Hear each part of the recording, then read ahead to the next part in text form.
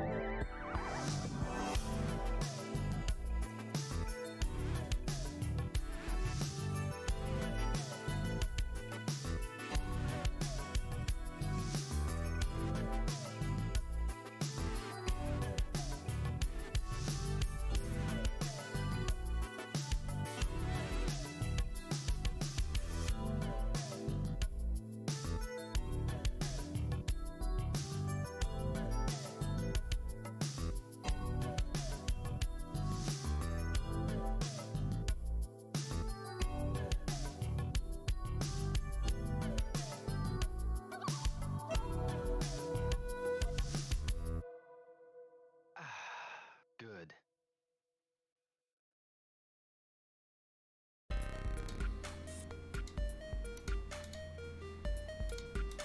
Hello, everyone. Welcome to the pre-show. Sovereign, thank you so much, man. 6 months, what a guy. What a guy. Celestial Sour Cream. Well, it's starting to become a tongue twister for me. Thank you so much for joining. And I believe it was you that had the name as well, so thank you so much for giving me the name for this stream. Look at that, man. Bougie. I am bougie. I'm incredibly bougie. Like, I have, like, no more beard, but I have long hair, and I'm drinking, like, hipster coffee. Actually, I wouldn't really call this super hipster coffee. There are definitely more hipster options in the area.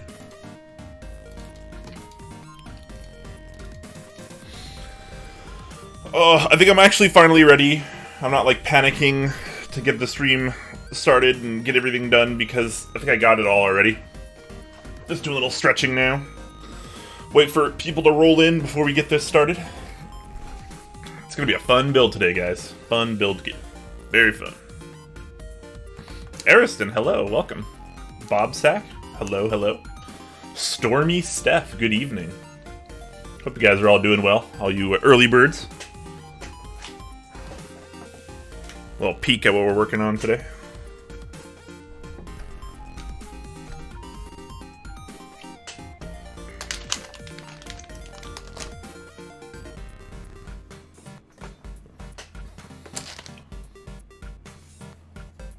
You guys will, of course, see more once I actually get started here.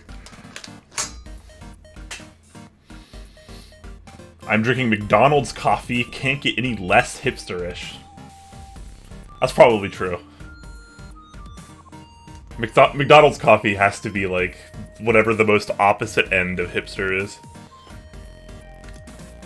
Mine's from a local, like, independent coffee place called Reality, which is fresh, organic, local. This is kind of a hipster drink, though. It's an iced dark chocolate mocha with macadamia nut. Just a little macadamia nut, though. Because, like, the regular amount is way too sweet.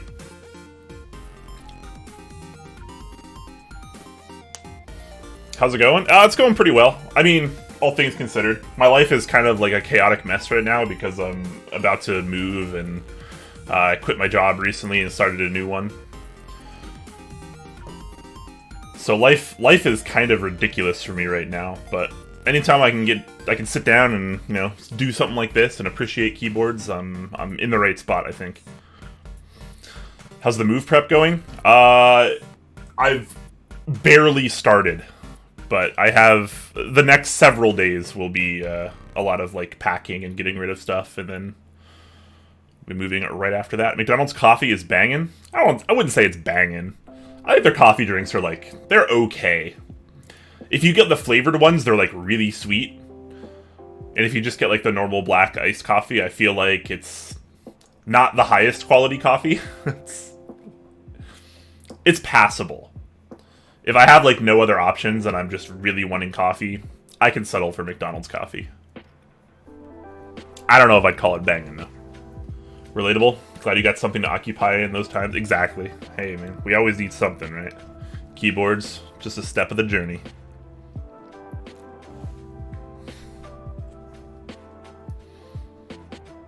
How's the music, by the way, guys? Before I get started, is it too loud or too quiet?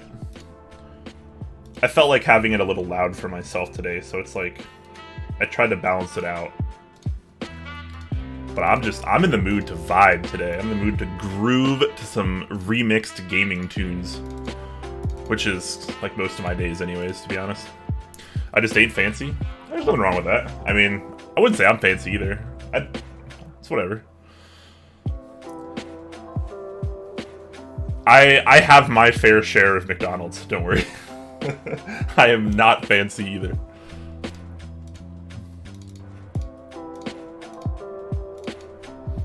Alright. I think, I'm still a little early. I'll wait another minute or two before we get started. I haven't actually unboxed, like, all of this stuff yet, so I'm not really sure what to expect. Burgess, the designer of the board, was kind enough to DM me an assembly guide, which I haven't actually looked at yet. But maybe we'll use the assembly guide. I could just wing it, but we'll take a look at the assembly guide because he was thoughtful enough to put one together. I should probably honor that and check it out. Not that this board should be particularly hard to build, I don't think. I see some LEDs in here though. I don't like where do the LEDs even come into effect? I'm guessing there's some form of underglow or side glow here, maybe through these. Which I probably won't even use, to be honest, because I just don't care. I just don't care about LEDs. Especially because, like, my room's always relatively bright whenever I'm in here doing something, so, like, I never see them anyways.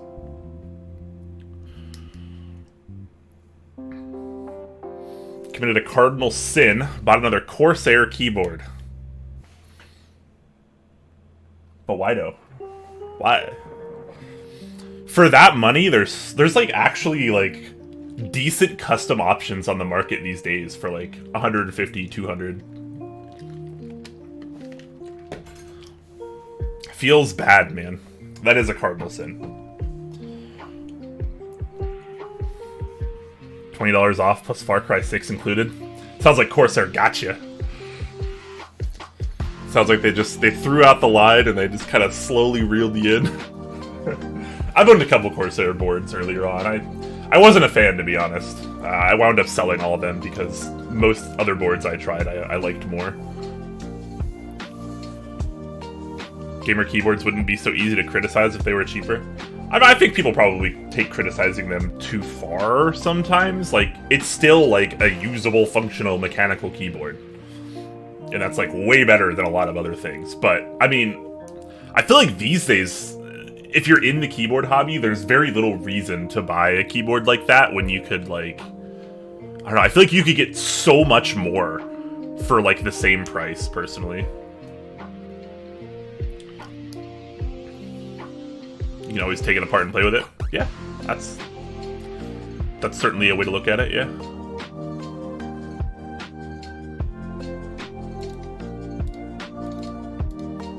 Alright. I should actually get started here. Can go through what's going on today, which should be pretty freaking fun. I've been very much looking forward to this build just because of how I don't want to use the term silly because I feel like that like takes away from what it is, but like it's a very kind of fun, almost whimsical keyboard, and I'm really into that. I mean, so many designers these days are doing like really fancy, nice, high-end customs that are all about, you know, elegance and density and this kind of sound acoustic design and, you know, all this different stuff that's really cool. But like there's so much of that now, it's kind of cool just to see boards that really don't take themselves too seriously. And I feel like this is definitely one of them. This was a pretty reasonably priced board. It has some interesting things going on, and it's just a ridiculous kind of keyboard, and I'm totally okay with that. So this is what we're going to be working on today. It's I believe it's called the Moon Dust, the colorway for the Saturn 60, which is beige. It's a beige board, which was my option. So yeah, aluminum plate here. It looks kind of like steel, but I can assure you it's definitely not as heavy and dense as steel, so I'm going to go ahead and guess this is aluminum. And we have a Titan 60 PCB, which I've never used before. If I'm not mistaken, this PCB is the reason some of the units were delayed, which is totally fine. I mean, I don't really care. I patiently waited and I got my keyboard, and I'm cool with that. But I haven't used this PCB before, so hopefully this goes well. It's compatible with any standard 60%. That's true. I probably have other PCBs laying around too, but for the sake of this, we'll use this PCB. What a cool color. That's kind of cute. It's like we got USB-C. We have... Oh, golly. Is there an option for a staggered... There's a staggered option for this? And when I mean staggered, I mean non-standard stagger. So, apparently, I don't think my plate supports it. But maybe, I guess there was an option for an alternative stagger on this road. Maybe for some arrow keys down in the bottom right. Because that's kind of usually the only way you can get dedicated arrow keys in that sense on a 60% is by adjusting the stagger to be something kind of abnormal on this row. I've had PCBs like that before. I've even used layouts like that before, and I gotta be honest, it's completely obnoxious. So I will not be opting for that, thankfully. I'll be doing whatever my plate kind of suggests here, which is... I guess you can call it a universal plate. It's relatively universal. Supports quite a few things. But we'll be going with a kind of a 7U Sangon bottom row with probably split backspace, which is why I've only lubed 3 stabilizers here. So that's what we're going to be going with today. This also comes with like an immense amount of foams. Not really sure how this mounts together. I guess I should just check out the build guide. I think that's probably the smart thing to do. So we'll kind of walk through the build guide and we'll see what happens. And I'll try to build it off the build guide instead of just winging it like I otherwise would.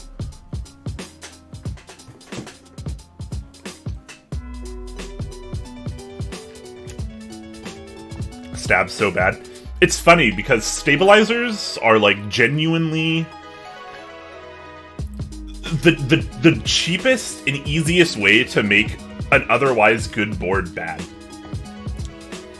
I mean, stabilizers are so cheap, and like everyone uses them, and we kind of like often overlook them. But like, if you've used like a really nice custom with like finely tuned switches, and it's just really, really nice, and then you have like a stabilizer that rattles, it just ruins the entire build. So yeah, we try to avoid that.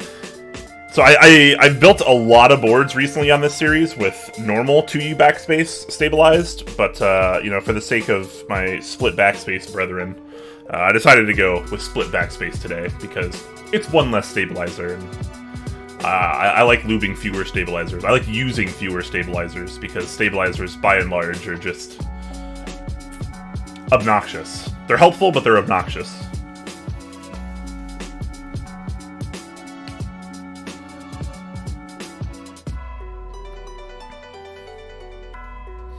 Conversely, well-tuned stabs can elevate a cheap board. That's a good point too. Yeah, absolutely. Okay, let's go ahead and get started on this. I want to check out the build guide as well.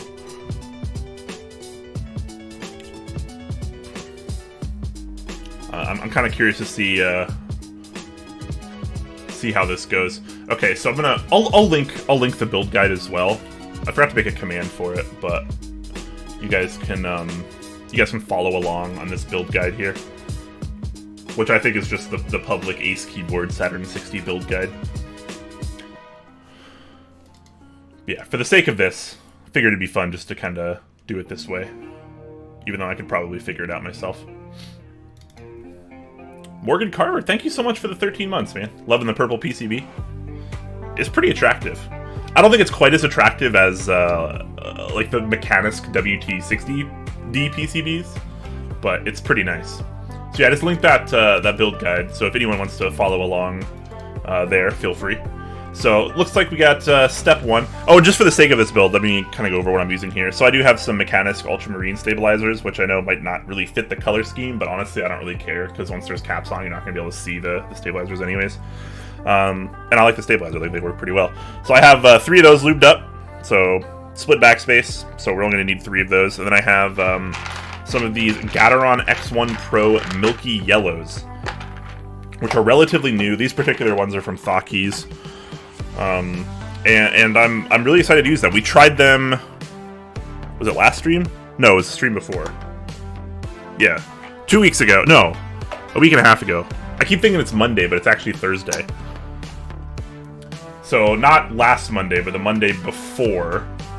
We put these in the Bakaneko, which is a hot swap. We haven't spring swapped or lubed these or anything else. These are totally stock, and that's why I want to keep them for this build today as well. For a couple reasons. But yeah, that's what we're working with today. So very much looking forward to that. Grundy, thank you so much for the 31 months, man.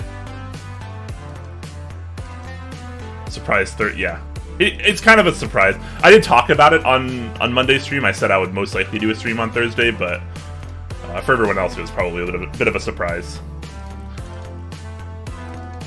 But I'm okay with that. This might be the last time... Actually, no, let me take that back. This is almost certainly going to be the last time I stream before I move. And we'll see what kind of setups I can get going and what kind of internet I can get once I move, and hopefully it'll be worth it enough to stream. But like worst case scenario, you might not really see me for a month or two. We'll have to see how that goes. It's just life, unfortunately. You know, I'm the biggest Mechanisk fan. I love Mechanisk. Alright, so let's go ahead and start this build guide off. So step 1 here. Verify all parts included. And I have this little baggie here, which I haven't opened, which I think has like a lot of the stuff in it.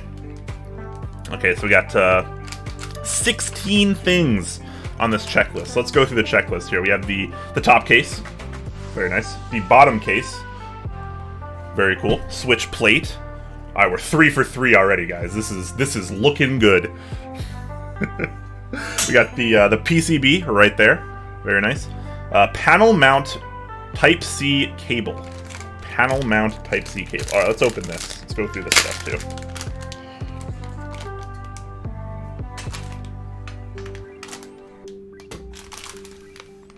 What do we got here? So let's find this panel mount USB-C cable. Oh, and he has images. He has images for everything too. Okay. What a cool build guide. Okay, so it's this thing right here. So presumably this plugs into the PCB, and this will mount. This is basically just a USB extender that mounts at the back, if I'm not mistaken. So check. We got that. M3 by 0.5 by 8 millimeter screws. I see screws in here. It's a good thing.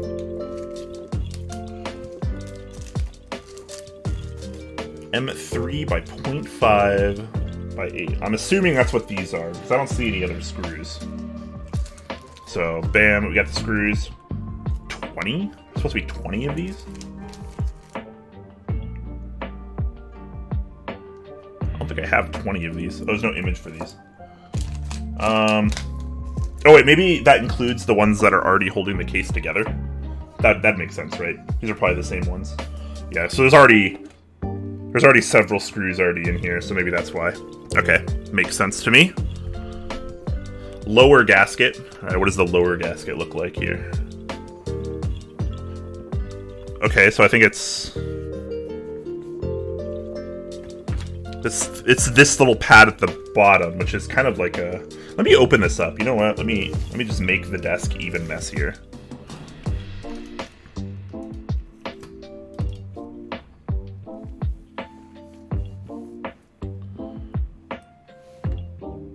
I'm seeing the switches on alphakeys.ca for any fellow Canadians that are interested. Okay, cool. I wasn't sure where else, who else is stocking them, because the only one I know that's stocking them right now is Stockies, but they're in the U.S. obviously, so it'd be cool to see these maybe hit some more international stores.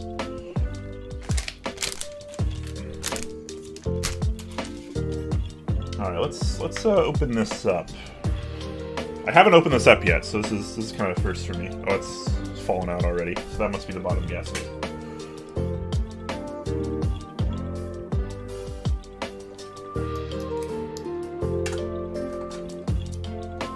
That one's too big.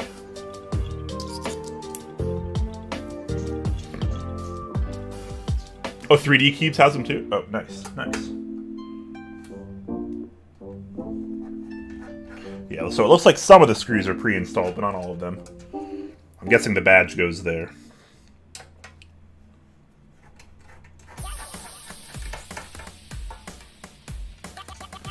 This is gonna be such an interesting build. I mean, look at this. Like, you guys are probably used to seeing like case foam and PCB foam or plate foam, whatever you're gonna call it.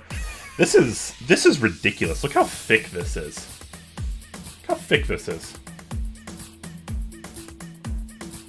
No. PCB for reference. Like, that's just insane. I'm kind of curious to see how this must go like around like the PCB plate or something.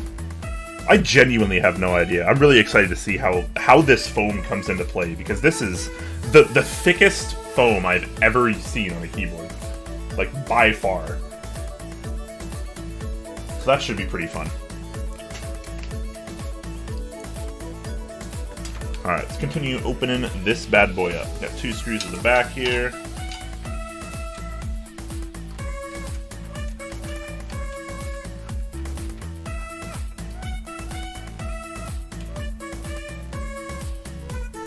Just noticed the beard trim and haircut. Oh, I actually didn't get a haircut. I did trim my beard up very poorly, because I did it myself, and I'm not very good at it. But I did that, but no haircut. It's still long. It's just all back, so you can't really see it all. Looks dashing and 8 years younger. I'll take that, though. Thank you so much. I'll take looking younger, because I feel older every day. Would you say it is foam with 2 C's? I would, you know, I'm gonna be honest, guys. I would add the 3rd C. This is like genuinely thick with 3 C's. That's just nuts. Okay, looks like the board's starting to come apart now that I've taken screws off. That just slides right off over the top. Okay, cool. This is the, don't worry. We're all under control here. So this is the kind of bottom... I don't know if I'd call it a gasket. What do they call it? I mean, I guess they call it the lower gasket. So it's... Oh, I see. So the plate maybe mounts over here. I should have looked at this build guide first, just so I knew like what to expect, but sometimes flying blind is kind of cool. Alright, so still going through this checklist. We got the upper gaskets, we got the lower gasket. So this is the lower gasket. This whole thing is considered the upper gasket, judging by the pictures. Again, if you guys are kind of curious what's going on, let me link this build guide again. This is the one I'm kind of just reading from. Going through the checklist right now. So we got both the gaskets, so we're halfway there. We got 8 of the 16 parts. So now we need side glow RGB kit, strip plus cable, which I'm assuming is these right here are obviously LED strips. They're kind of sticking together. So, and here are the wires, presumably. I wouldn't know what else those would be. So we got all that. Probably won't use that, mostly for the reason I don't care at all about lighting, and also for the reason that my office or my room are never dark enough to actually pick up this level of LED at least. So I'm not going to worry about this now, and if I want to put it on in the future, I will, because this will probably get rebuilt anyways at some point, just because that's how I like to do things. But for the sake of time and me just really not caring about LEDs, I'm just going to set those aside, and we're not going to use those. And that shouldn't really interrupt anything. But we'll consider adding that in the future if we need. Saturn 60 badge with adhesive backing. So that must be what this is. Oh, there's 2 badges in here. Oh no, I'm sorry. There's a cereal plate in a badge. This is the cereal plate. So this is kind of cool too. I like this kind of stuff. And this is the badge here. Badge there, cereal plate there. So we got both of those. M3 nuts. We're just absolutely nuts out here. I saw them earlier. Here they are. So we got 4 nuts and we got 8 washers. 1, 2, 3, 4, 5, 6, 7, 8, 9. I think there's more than that in there, but awesome. We have those. Handle assembly. Bam, here we go. Let me open some of this stuff. How you guys doing today, by the way? Everyone doing alright? I know it's not Mental Health Monday, but you know what? Every day can be Mental Health Awareness and Wellness Day. As far as I'm concerned. Alright, so this is the handle. We already got some washers and nuts already on there. And this is like kind of an adjustable handle too, so this is pretty cool. This goes on the back of the keyboard, so you can kind of carry it around, which is a ridiculous feature for a keyboard. But that's kind of why I'm into it. Alright, what else we got? Rubber feet and the hex key. I'm pretty sure I saw the rubber feet. They're over here. Alright, so we got the rubber feet bump-ons there. And the hex key, which is here. So we've got everything. We have all 16 items. We shall reward ourselves with a sip of coffee.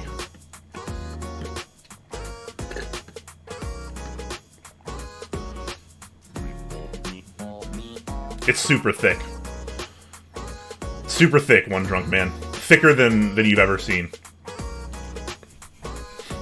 Static Age doing great. Got some killer Indian food for lunch. I appreciate that. On work's dime even. Wow, nice. And the kids are finally in school, so I have a quiet house for the first time in 18 months. Life is good. Hey, nice. Very cool. You can always talk to me about Indian food, because I love Indian food. Okay, so we've gone through the checklist. We've completed step 1. Step 2, test the PCB. Nice, nice. Okay, so we'll do that. Do that real quick.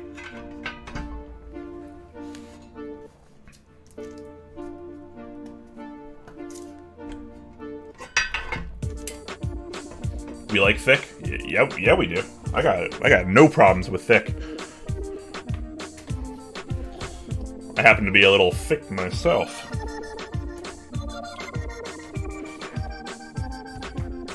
That wasn't supposed to be sexual, that's just because I'm, you know, kind of fat. Little fat. Definitely not as fat as I used to be. Oh wait, I should have opened up like switch hitter or something before I did this. Imagine thinking ahead. Wouldn't happen in a top clack build stream.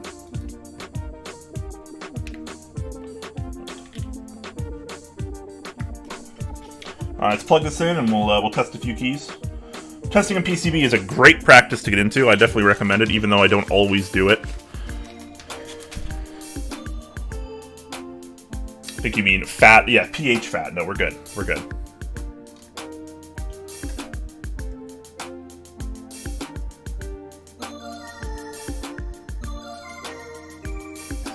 Alright.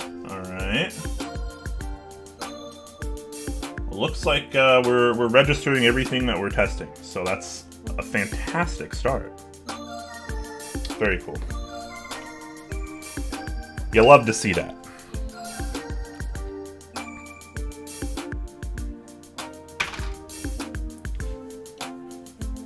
Oh, what's up, Tim Keyless? How you doing, man? The only PCBs you don't test are Wilbos? I don't usually test my Wilbo PCBs either. Sometimes I do, just like out of habit of testing PCBs usually, but I don't think I've ever had a Wilbo PCB like have issues with for me ever.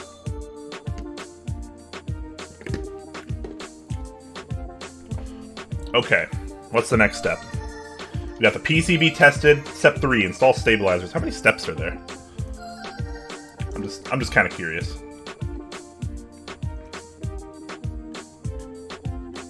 All right, there's 11. There's 11 steps. So we're making progress here. Step 3, install stabilizers. Let's do that. We can do that. Set this aside for the moment. Oh, looks like step 4 is the side glow. We're not going to use that anyways. So we'll be able to skip that step.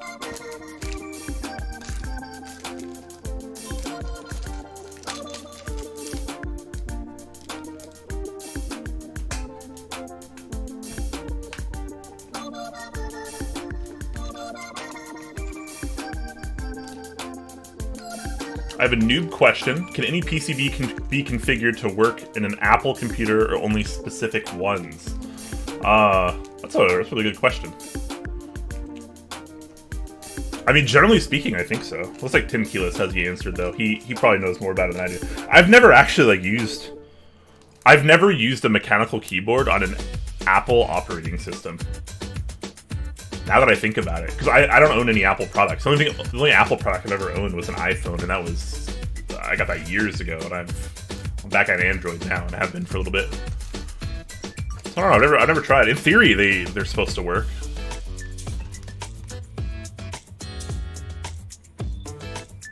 Yeah, no, QMK and VIA both work in Apple.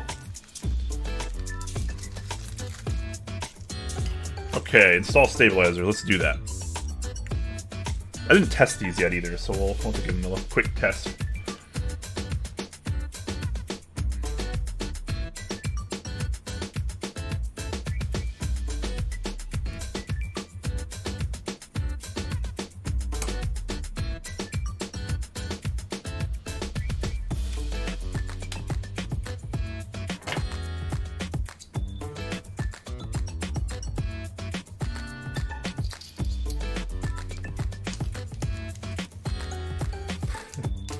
We all need our keys, that's for sure.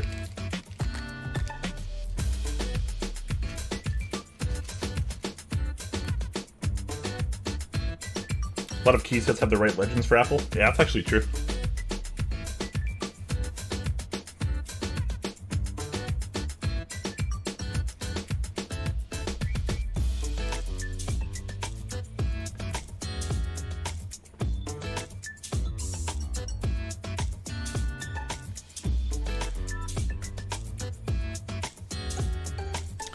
So I see or hear that GMK Dracula is finally going to be shipping soon.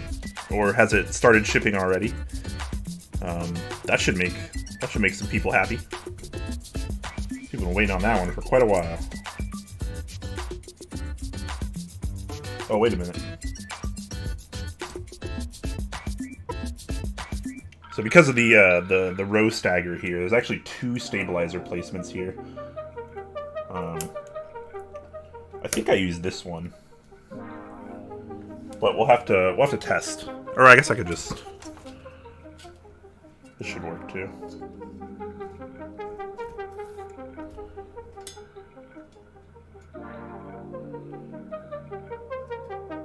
Yeah, that looks right. The placement on the left must be what accommodates the funky stagger.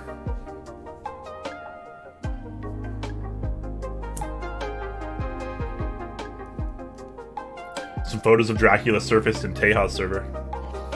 Not surprised. It's a set I didn't actually care for this set, so I didn't get it. But I know a lot of people are like super hyped for it. Like, it sold a lot.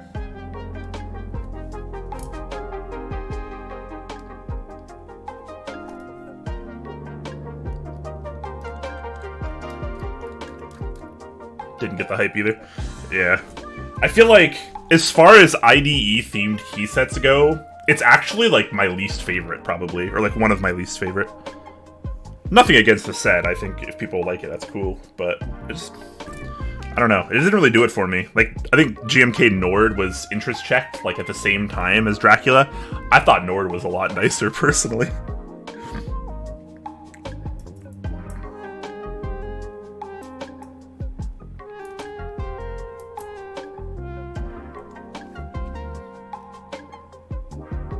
People are already bitching that the colors are off based on photos. I think I've come to the conclusion rather, that people are just gonna like bitch no matter what.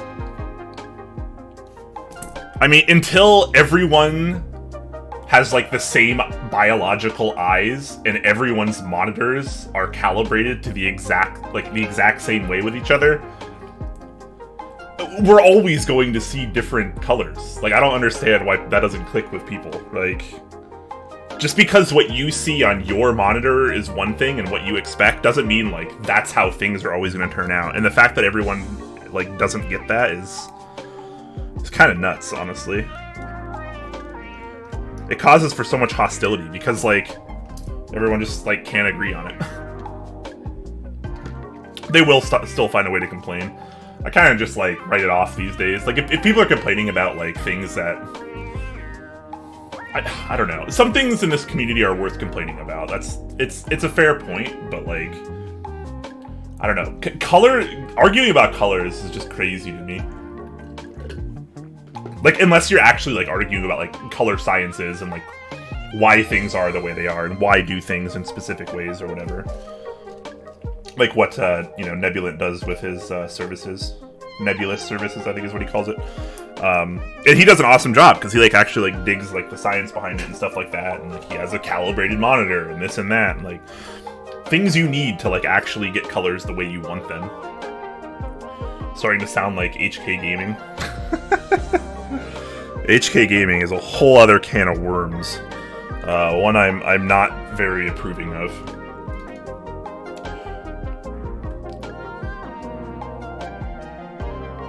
Alright, we get with the stabilizers installed. Let's go ahead and test these out just a wee bit.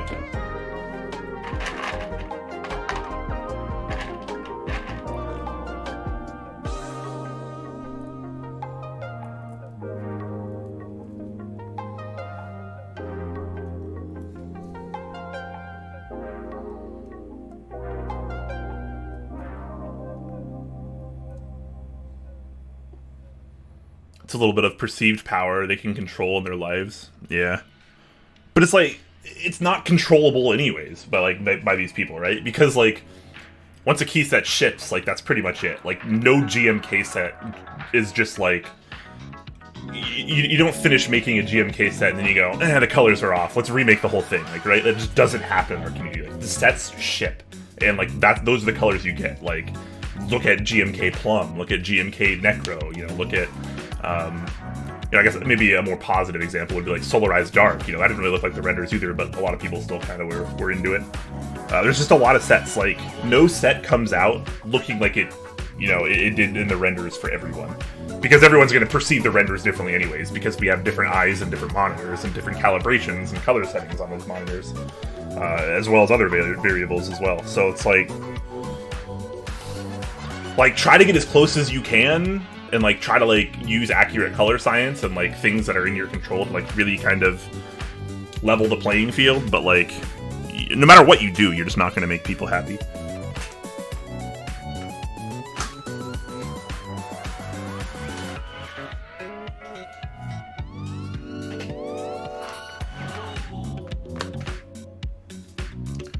All right.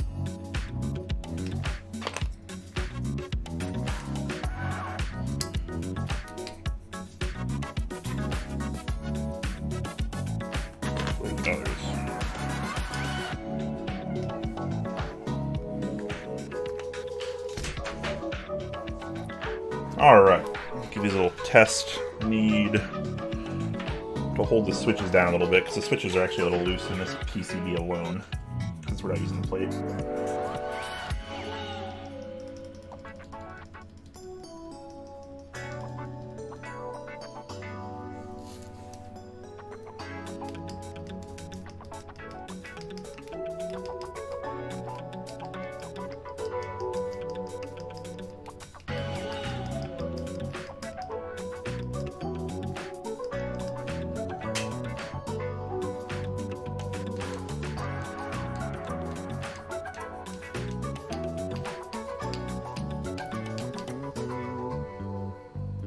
Right, fantastic. All right. I love when stabilizers come out right the first time, because that's not always the case. Okay. Now I think we can move on to whatever the next step is.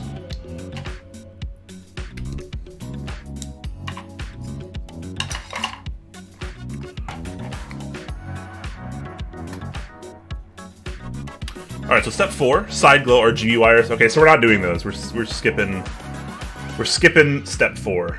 I just don't care about LEDs. Especially since I'm never gonna see them unless the lights in my room are off. Alright, step 5, assemble PCB to plate. Gather the appropriate number of MX style switches of your choosing. Sold separately, about 65 switches required.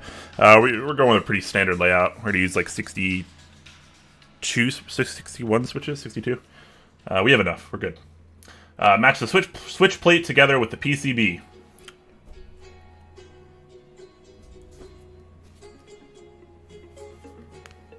Be careful with the RGB side glow wires if installed. We didn't install them.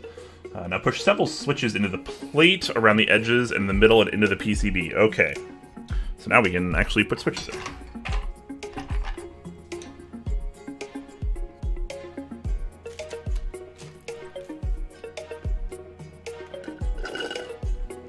I'm all out of coffee.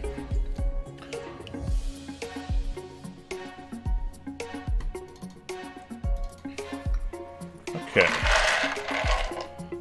Let us put some switches in.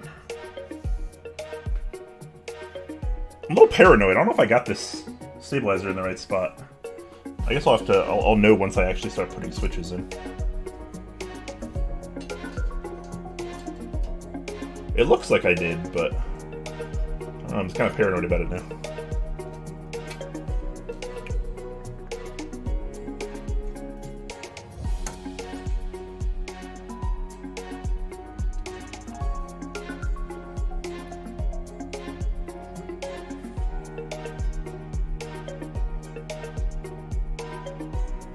Anybody else try these switches out yet? I'm curious to hear some people's opinions on these switches.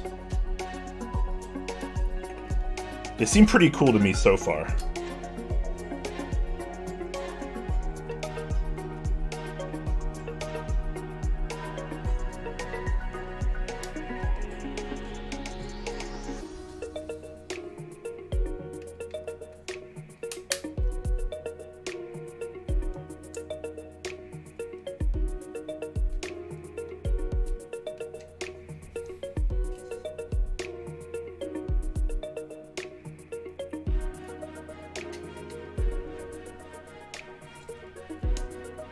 Yeah, these are just the new Gat Yellow Pros.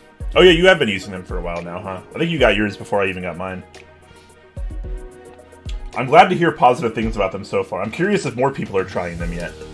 I feel like this is the kind of Switch that will like really take the community by storm, just because of how cheap they are. So like once they're like more kind of accessible, and I mean kind of out in the open, so people are seeing them more often, I think it's going to be a pretty good thing. I can see a lot of people loving these. I might have to solder a couple of these in, because they don't really sit in the PCB like super tight. But maybe if I just put enough of them in, we'll be okay.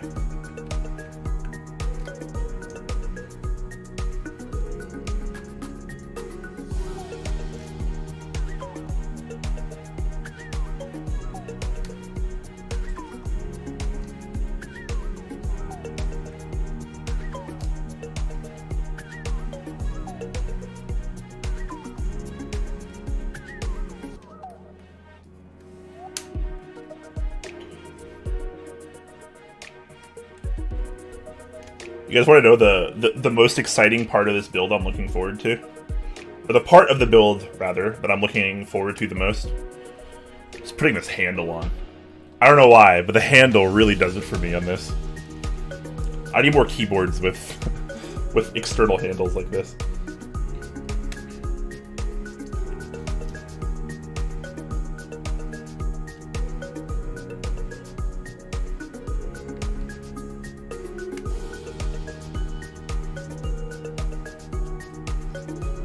Oh, they recommend that we wash our hands after soldering as well in this guide. Very cute.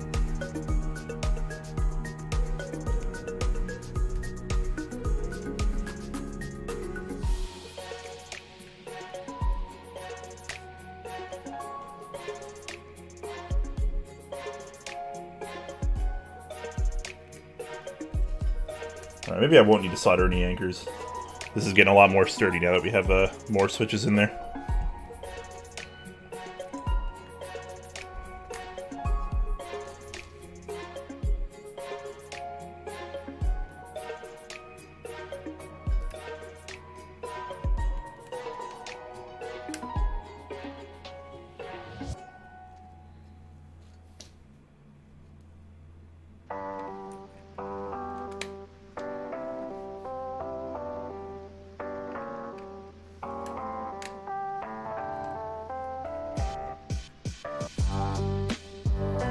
Progress is being made, everyone. Fear not.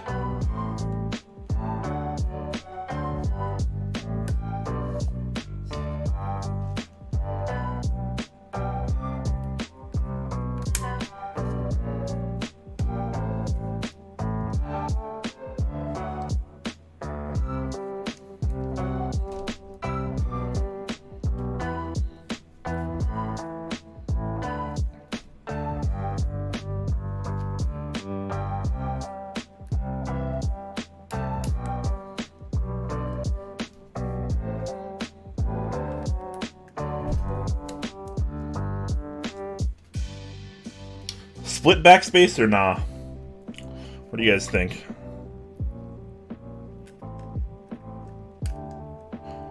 I guess since I'm doing split backspace, I should probably do normal and use it as control. Maybe. I don't know. Yeah, we'll do normal this time.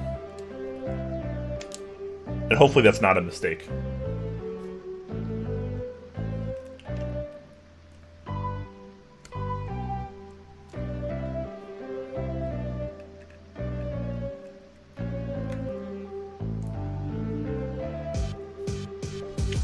Step or regular caps? I mean, I probably build with stepped more often, but since I'm using split backspace, I think it probably makes a little bit more sense to lean more towards the HHKB route.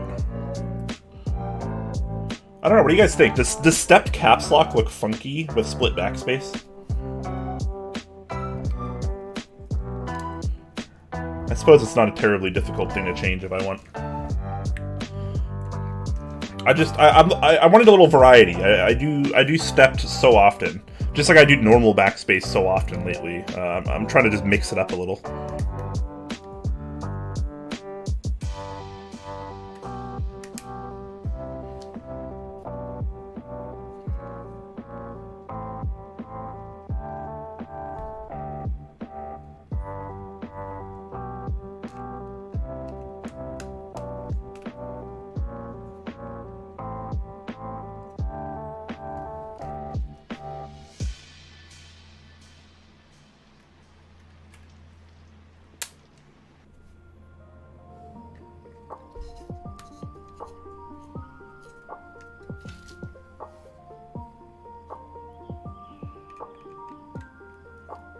Oh, this step includes soldering.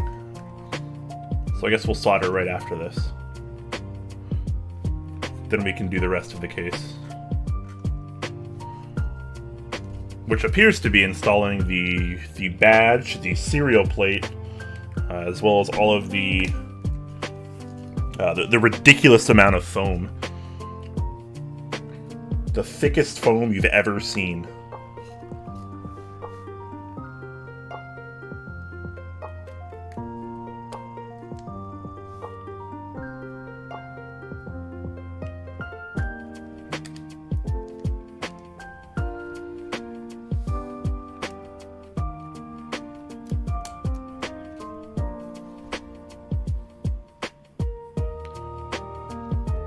They are good, even stock.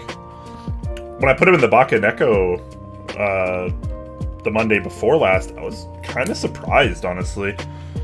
I mean, I'm not going to say they felt like a fully tuned Switch, but they felt very smooth and they sounded pretty clean stock.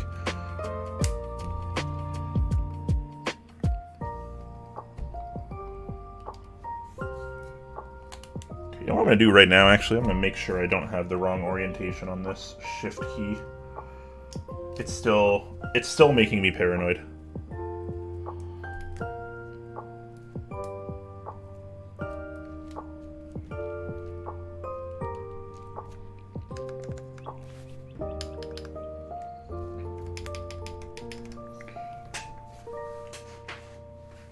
Give me a 1U key, please. I don't know, I guess it's right. I'm just being silly.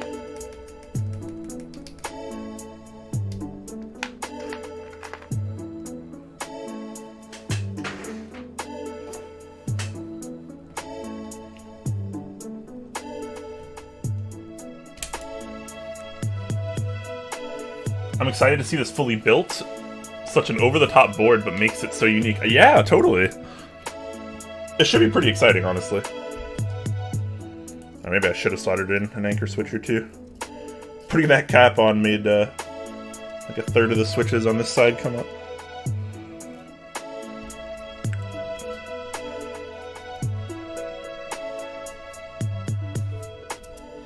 That's okay. We're good. We're good here.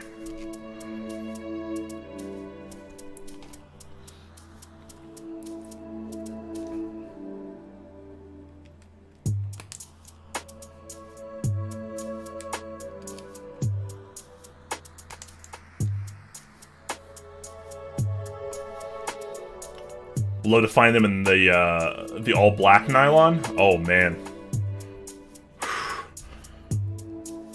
I'm here waiting on that. I'll be here for a while waiting on those. That'd be great though. Just an all opaque black nylon version of these would probably be pretty good. Use the same stem, same spring, same tolerances. I bet that'd be really good. And so cheap, too. Gotta love these, mainline Gatorons. They're so affordable. Which is nice, because this board was, a pretty affordable price, too, all things considered.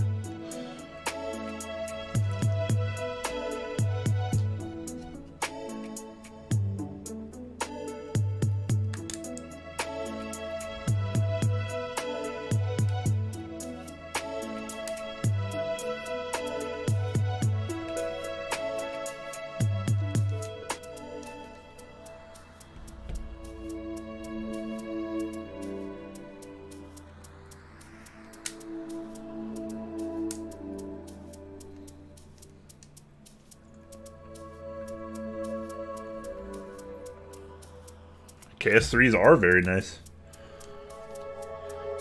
Telling you, man, Gateron's really putting in work lately. All the new Gateron switches I've tried, I've been, like, very impressed with. I cannot wait to lube and use the Silver Blizzards. Those are incredible. These as well. The Hippos. Very, very cool and unique switch as well. Been loving those in the tinned.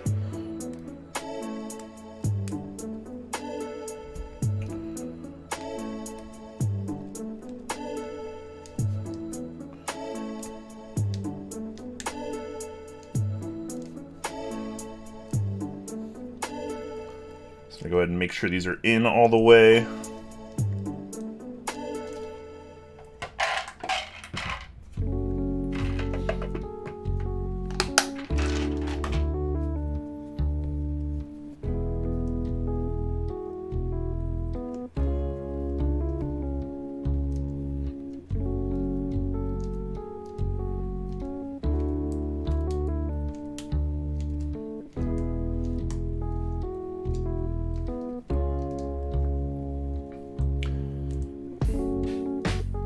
Great choice that I'm getting milky yellows for my first build. Yes, absolutely. Are you getting like the original milky yellows, or are you getting these ones, the X1 Pros? Because there is like a pretty noticeable difference. And I do think these are, while the other ones are definitely great old standby option for a very good price, I feel like these really are kind of like a step further when it comes to Gateron switches. These are just like better.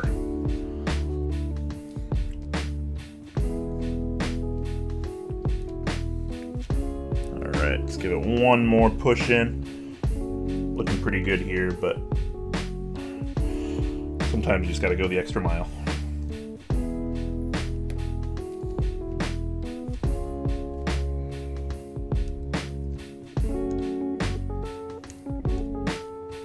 All right.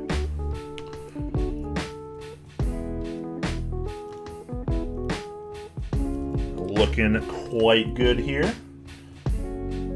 Everything's orientated properly. Let's make sure we got all our pins poking through as well.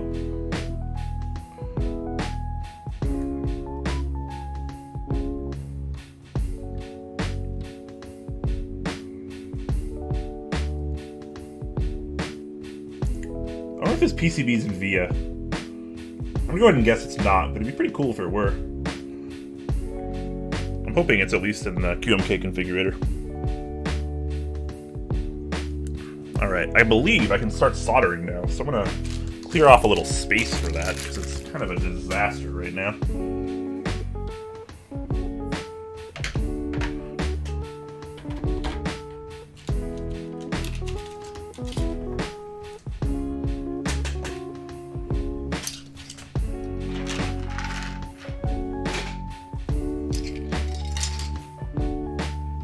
It's for sure in QMK. Yeah, I mean, that's good enough. Good enough.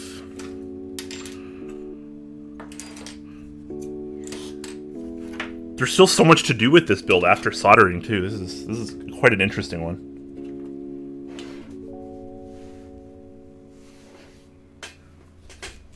Let's put down an incredibly disgusting looking solder mat here.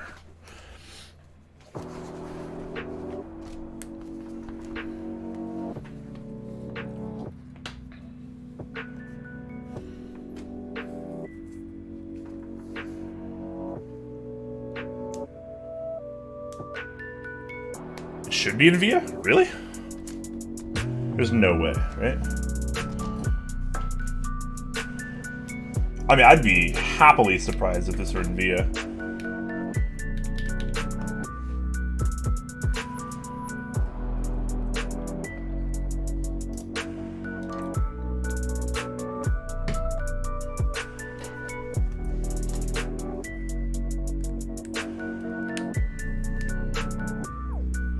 Oh, it is. Well, I'll be. Who's the shout out? Is it Keeb Noob? Keeb Noob did it? Shout out to Keeb Noob. What an absolute trooper. Alright.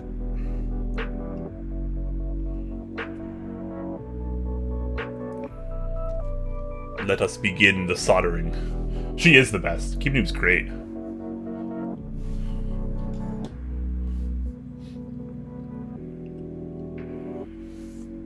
She flashed him. Was she part of this project? I didn't even realize she had anything to do with it, to be honest with you. I mean, no offense. Definitely big props to her for helping out.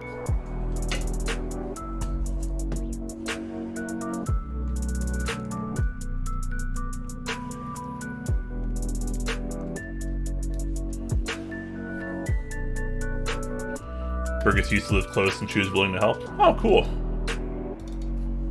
Very cool. Shout out to Keep Noob. Alright, let's get back to this build guide here. Alright, soldering looks like it's the last step of step 5. And then we move on to install all the other bolt-ons.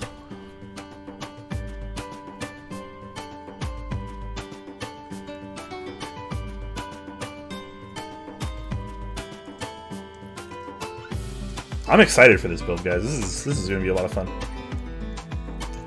It's I don't usually care as much about aesthetics as I do like the rest of a keyboard, to be honest, but this board in particular I think is going to look really, really nice with GMK Perestroika. Like the beige and that like deep, deep red of the Perestroika with the Cyrillic legends. This is gonna be a banger, guys. An absolute banger. Oh, I have to like solder at angles because of these, because of the lips on these plates.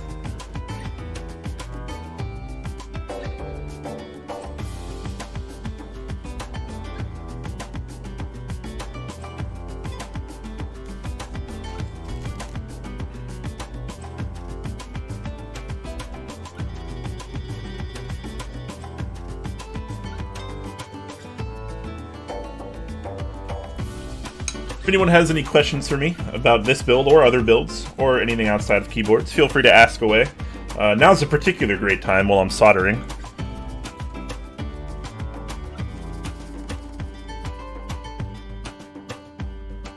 Not that you have to, of course.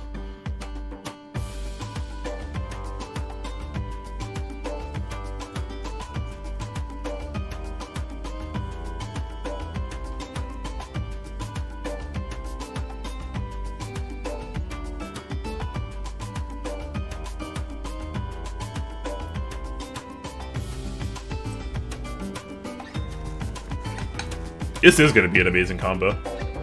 How prepared are you for the move?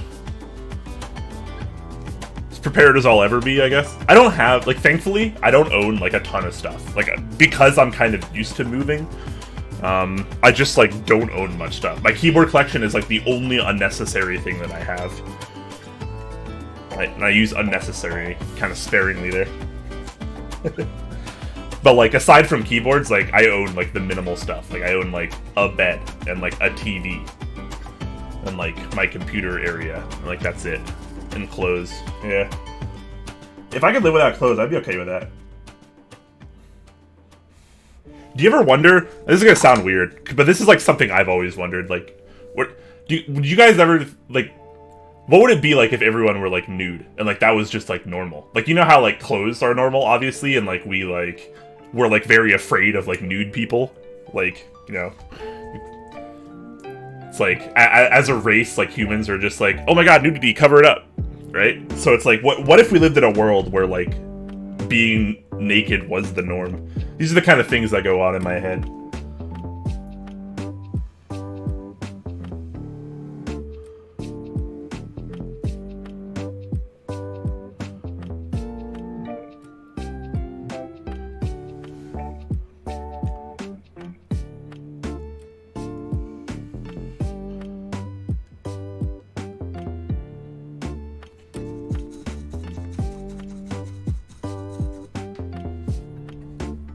Is that Bybix baby? Subbing a tier 1? Thank you so much. Appreciate that.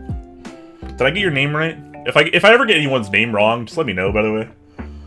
I like to get people's names right, but I'm not always big brain enough to read usernames.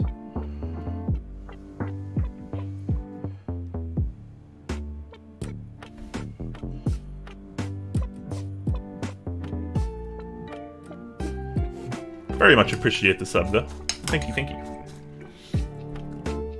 I would also die in winter. I mean, yeah, we wear clothes for, like, warmth and stuff, but... Like, it makes sense, like, it makes sense why we wear clothing and stuff like that. Like, that makes total sense. But, like, the human race is also, like, very afraid of nudity, like, as a whole. So, like, that's always been, like, an interesting thought to me.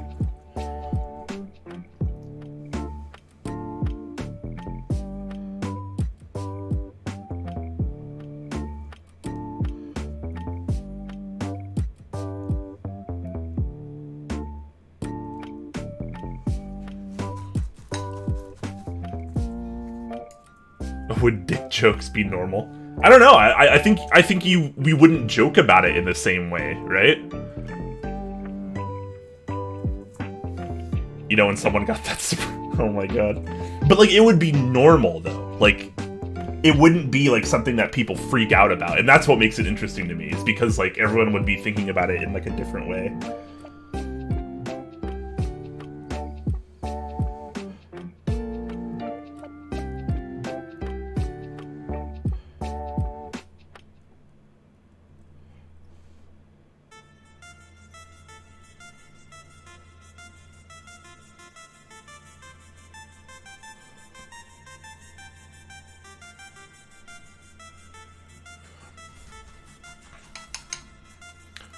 It's pronounced BB and then an X and baby. Oh, so BB X baby. Okay. I get to say BB? Okay. That's a lot easier. High school would be something? I mean, yeah, but like, who knows? Because like, it would be normal. Like, it wouldn't be something like you make fun of or be afraid of, right? Like, it would be the new wearing clothes.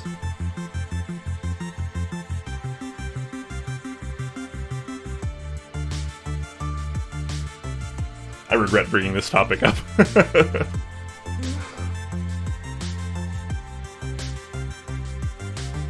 So about those local sports teams.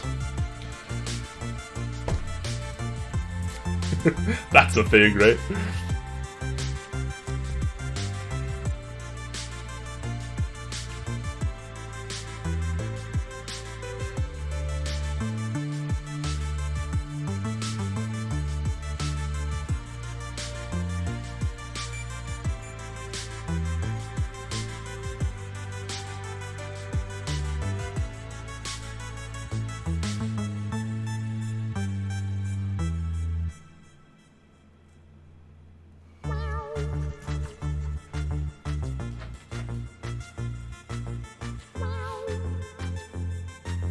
What about during track? Sporting equipment would probably dictate supportive clothing. You guys are thinking about it the wrong way, though. Like, sports probably were... Think about it if this were like a thing from like hundreds and hundreds and hundreds or thousands and thousands of years ago, right? Like, sports as we know it probably wouldn't be the same way they are like right now, right?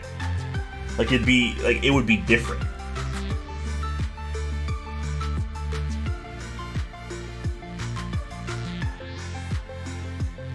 You guys are thinking too short term.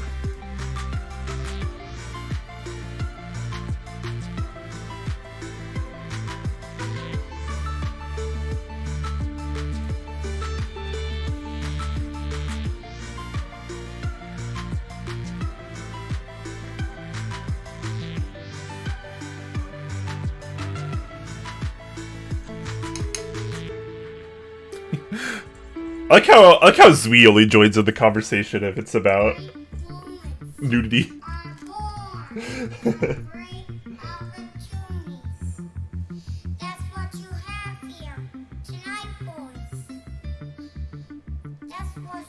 If we're not talking about food or nudity, Zui's just not even interested. Maybe people would be hairy overall to compensate for no clothes. Yeah, exactly. See, you're getting the bigger picture here. Like, life as we know it would be different. That's what I'm trying to say.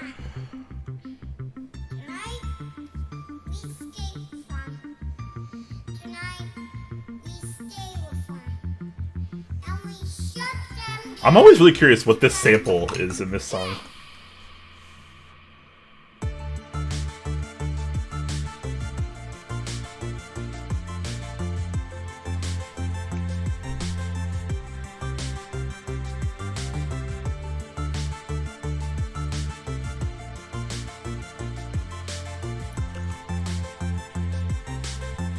I'm so done with our convo right now. I know, right? This I made a mistake bringing this up.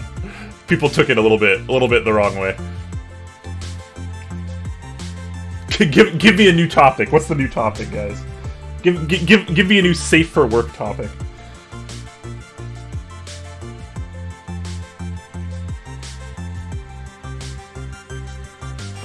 How about those local keyboard teams, right? When will keyboarding be a sport? I mean, we already have esports, right? Like, there's got to be, like... And competitive typing does technically exist. How interesting would it, like, exist on, like, a national level? Where you have, like a sanctioned league and, like, funded teams. How interesting would that be? It blocked my joke earlier? I don't even see.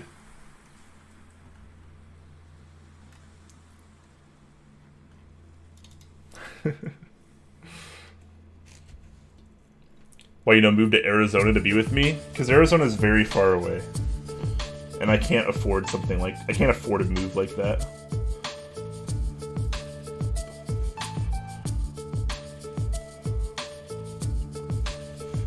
It also gets, like, hot in Arizona. I'm not a fan of heat.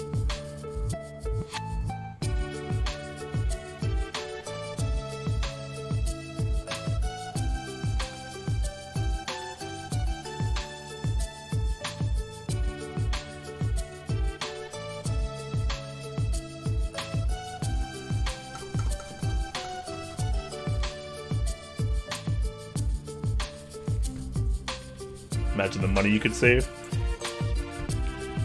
I'd be moving away from... I wouldn't want to move away from my girlfriend, though. That would be really, like, unfortunate. I like how long it's taking me to solder this board. I feel like I've been soldering this for, like, an hour.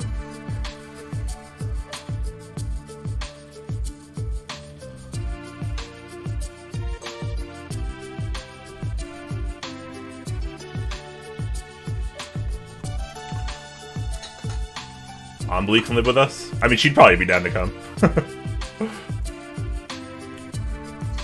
But it'd be tough for me to, like, leave my girlfriend, because she, like, takes care of her mom here, and she has, like, family here and stuff. It'd be too difficult. Plus, I like Washington a lot. I love living in this state, but it's just not all great. But I feel like every state's that way. Pros and cons to everywhere, probably.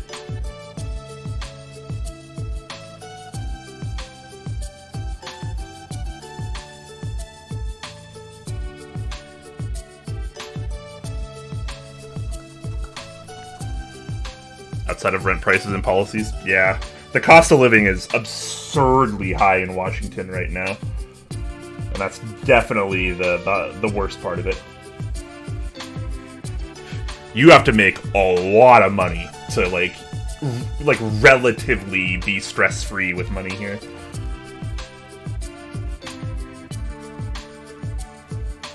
Like, you better be making at least 6 digits to, like, even, like, have a decent life.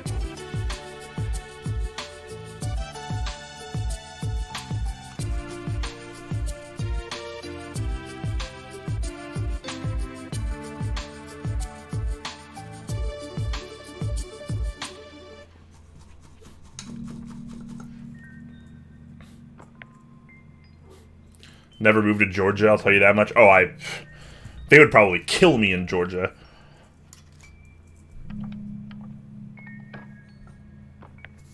Yeah, I wouldn't want to move. I wouldn't really want to move down south just for, like, political reasons.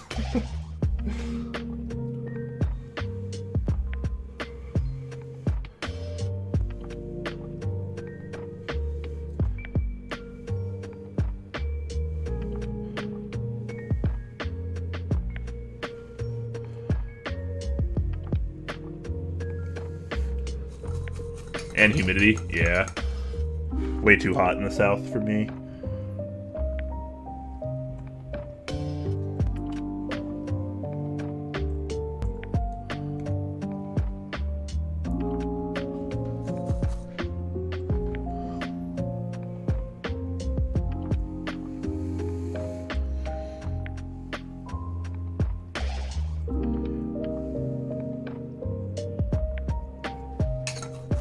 Alright, 3 rows down, 2 to go. The shock of I can't even imagine moving from California to Georgia. That's... Like, people out here are already, like, crazy. So it's like... I can't even imagine, like, worse than this.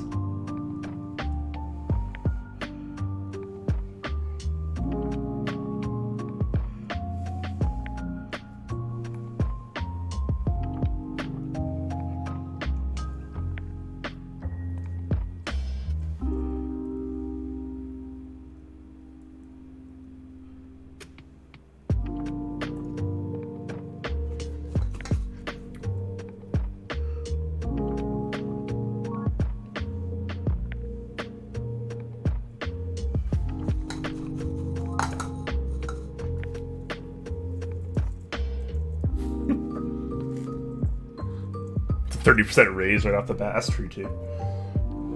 I wouldn't necessarily mind living in Canada. It's just the logistics of me moving there is just too difficult, though.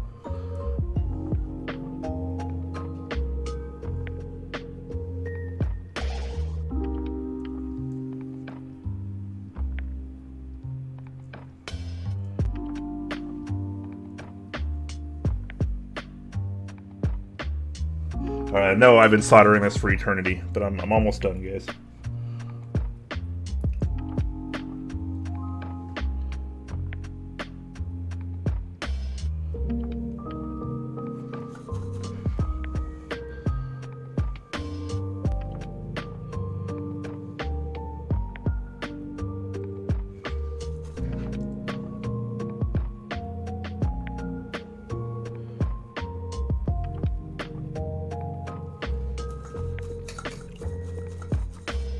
The world is taking a hard turn no matter your belief.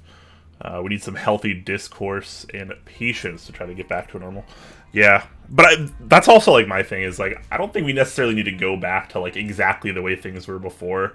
And I hate that everyone's, like, trying to rush to, like, quote-unquote, get back to normal when, like, this has been such an eye-opening experience globally that I feel like if we just go back to doing everything the exact same way we were before, it's like we learn nothing from it and it's a total fail, and it sets our future up for, like, way more failure too. But obviously, you know, I'm just a filthy left-leaning liberal or whatever.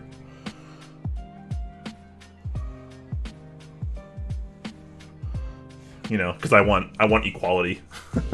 I want equality and easier lives for people.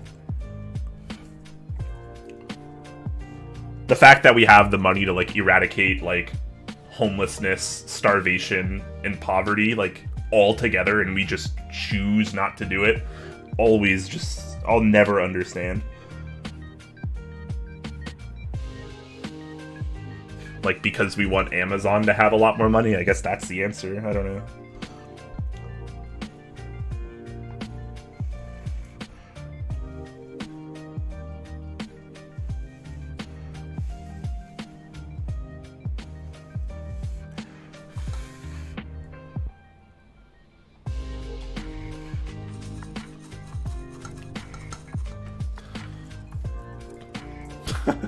Yeah, I don't know. It gets me way too tilted to talk about. I'm done talking about that right now, anyways. Very excited for this board to finally be put together. We're almost there. Putting on the handle is going to be the best part, I promise. For me, it is, at least.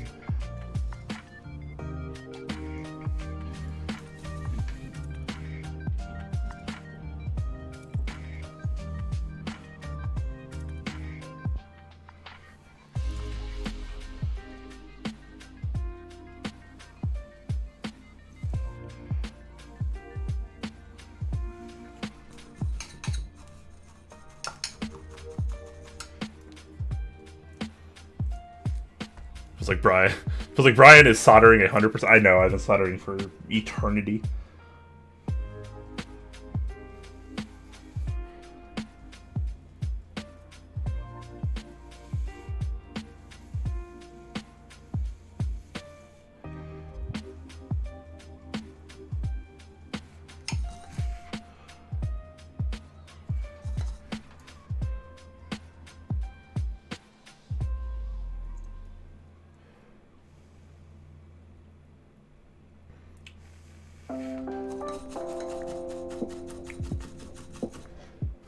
Alright, I do believe we are finally done soldering.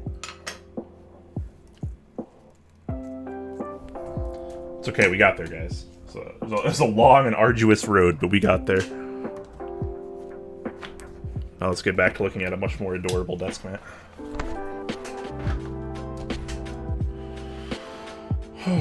Three keys won't work? Wow, no faith at all. No faith at all. Well, let's see if you're right.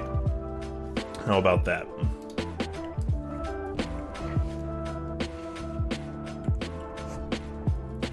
No faith at all.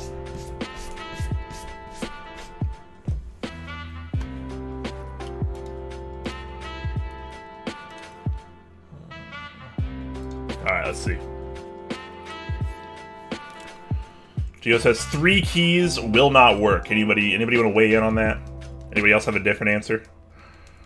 I'm gonna say I'm gonna be really confident here. I'm gonna say every key is going to work. Alright, this one probably isn't programmed because I'm using split and it's programmed for normal backspace, so this one might not even be anything right now.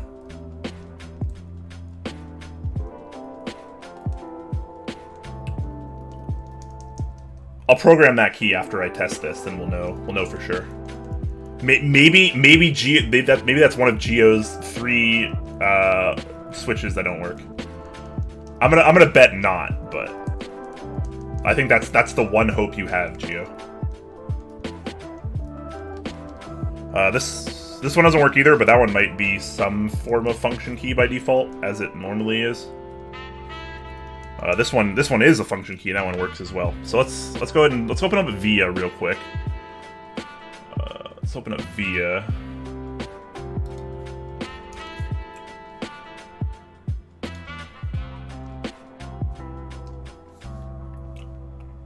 There's 2, but the switches work.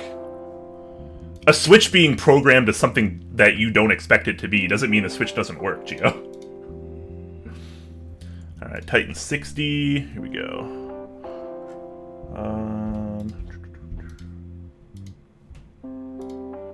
Layout. So we're going split backspace. Row 4 is default. Bottom row is 70 Sangon. Yeah, see, it looks like this one's not even programmed by default. And neither is this one.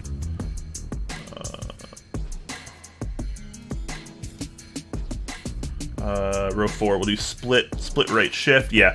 So these 2 aren't even programmed by default right now. So let's go ahead and see if they work. Let me reprogram this a bit. I'll make this backspace. This will be pipe backslash. This one will be tilde, and this will be momentary 1.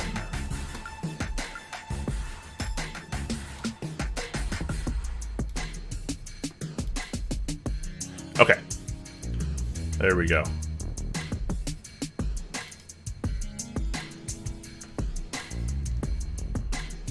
Okay, let's go ahead and let's check those keys, Geo.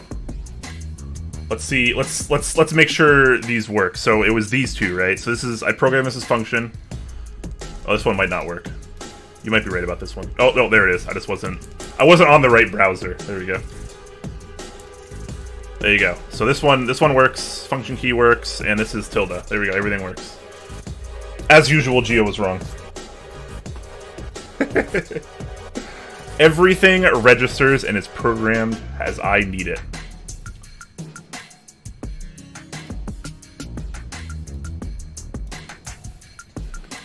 Don't worry, Geo. Maybe you'll get them next time. Imagine thinking I would mess up switches. Alright, what's the next step here? We recommend wash your hands after soldering. I'm gonna go wash my hands. I'm gonna take this advice. I'll be right back, guys. I'll be right back. You guys can look at the case in the meantime and imagine how beautiful GMK Perestroika is gonna look on this. I'll be right back. Like, seriously, right back.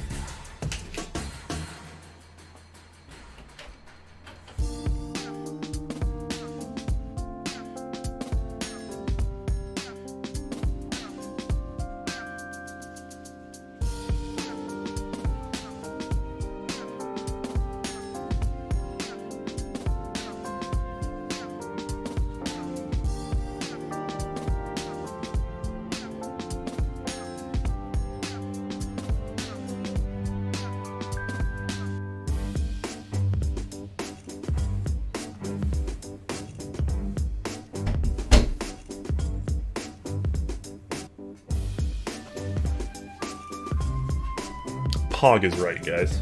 Hog is right.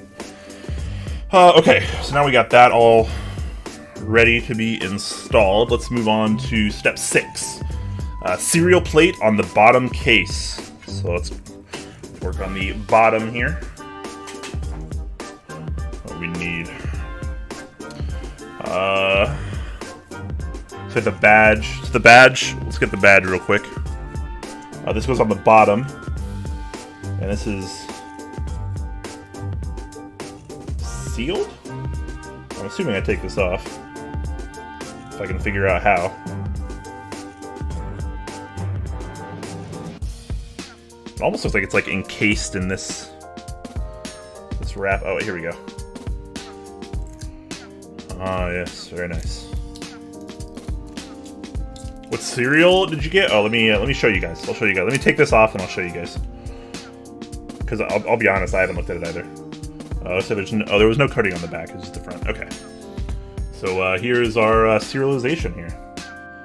Model SAT-LXS. Voltage 5 VDC. Frequency 16 to 72 megahertz. Max speed 360 WPM. Words per minute, obviously. I'm really fast. Serial number is 0234, which I am very okay with. Well, made in the USA as well. There you go. So that goes on the bottom. So that goes out like I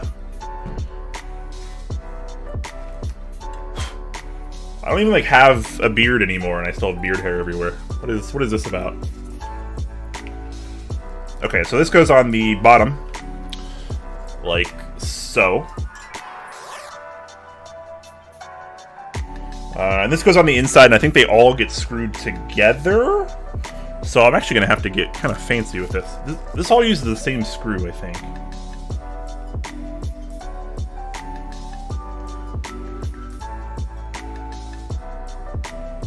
Screw head should always be on the outside of case. Okay.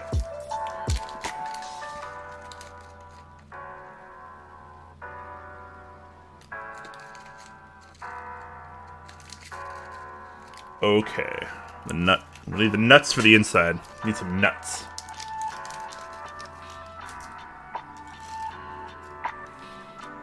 Do I use washers here too?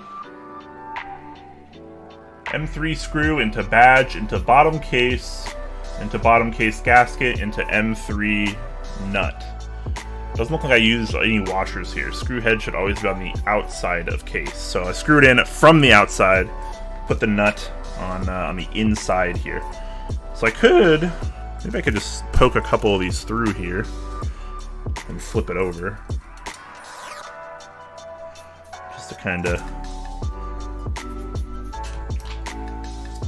hold it steady there, hopefully.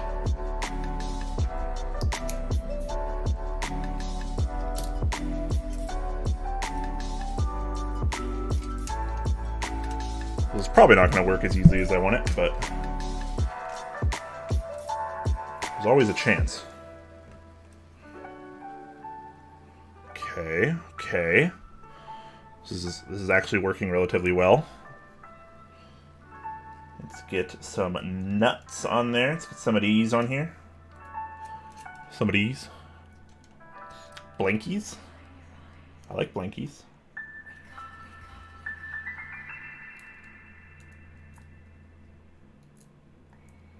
Okay. Once these two are on, the rest should be quite a bit easier.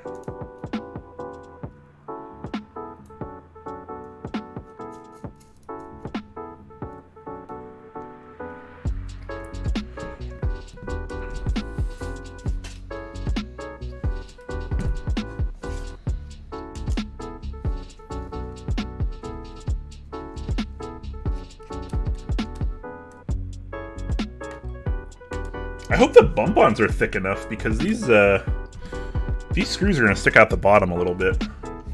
I'm assuming that's not going to be a problem, but we'll have to make sure that's good later. I'm a little worried about it, because the heads of these screws are really, really thick, really tall. And there's like nothing else on the bottom besides bump-ons or whatever on there, so I'm hoping the bump-ons are thicker than the heads of the screws. It looks like it's going to be kind of close, to be honest. DN. No matter what, we always come back to DN.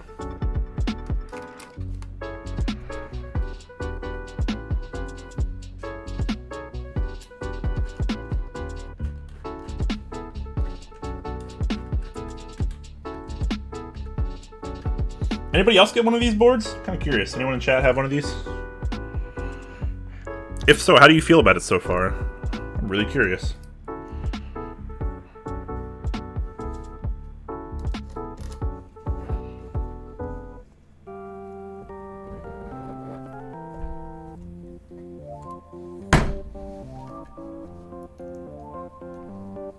Calculated.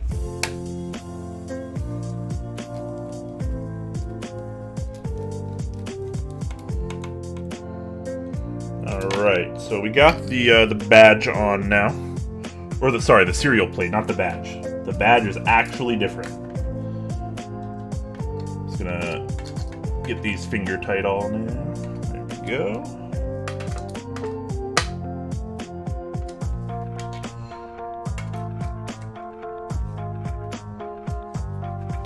This kind of bottom gasket thing kind of reminds me of sorbethane. It's pretty thin, but it's like really dense and like almost a little sticky. Very much reminds me of sorbethane. I have no idea if that's what it is or not, though. Okay, we got this done. Don't over tighten the screws. You could rip through the rubber. Nobody likes a broken rubber. Makes sense to me. Handle and cable are next. Okay, so we got the handle. We got the cable. We got garbage. Sort of self-explanatory. Make sure the handles, washers, and nuts are inside of the case. Okay. So I just take these off and put them on, basically. Put them back on. The washers and nuts are inside of the case. Okay. Wait, do I put that on the... Yeah, I put that on the top, right?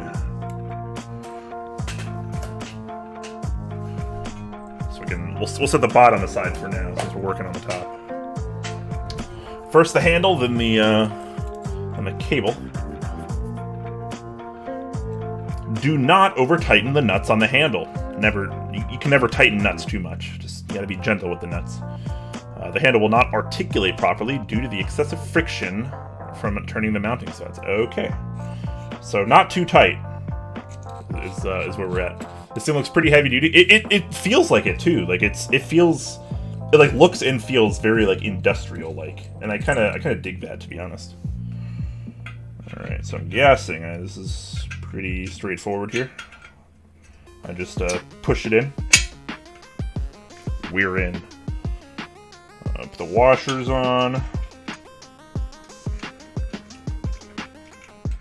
and then now we tighten the bolt. Tighten the nuts.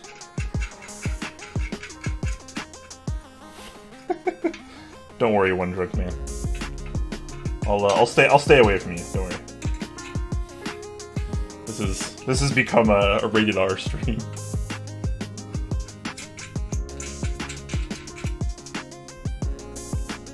All right. Looks like we got the handles on here. Hopefully they're not over tightened. Oh, did I do this right? Is this supposed to be at the top or the bottom? I don't actually know. Maybe it doesn't really matter. Do I have these too tight?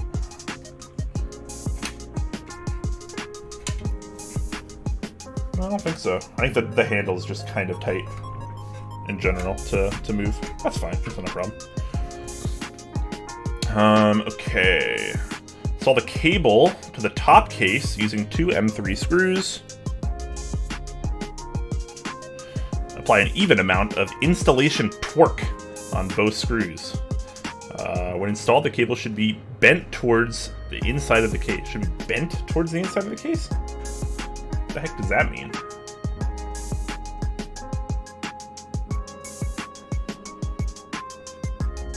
Is it supposed to be bent? Maybe I'm crazy.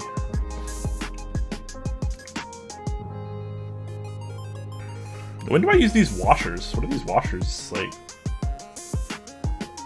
I don't use these at all for anything I'm doing. I'm guessing they must come into play later. Like a bunch of these washers, but I have no idea like where they actually go.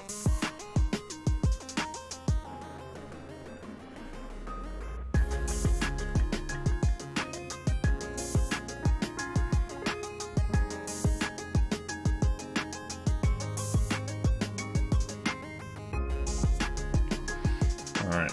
Apply an even amount of installation torque on both screws. Alright. I'm assuming... Do I screw in from the back or the inside? I'm kind of guessing I screw them from the outside. I could be wrong. Someone stop me if I'm going crazy here, but I think this is right.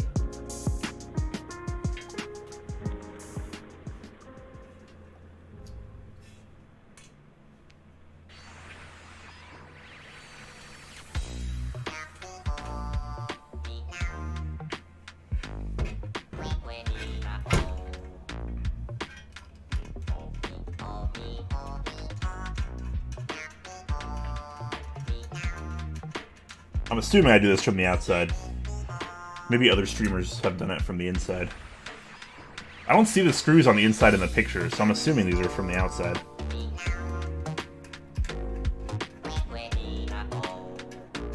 Yeah, it's really beefy.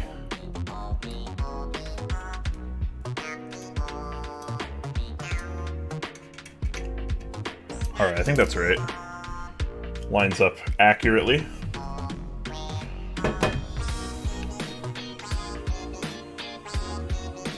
Oh, wait a minute.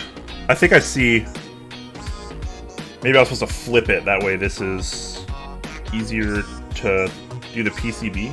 I don't know. I'm actually gonna flip this. I think I understand now why that was said the way it is.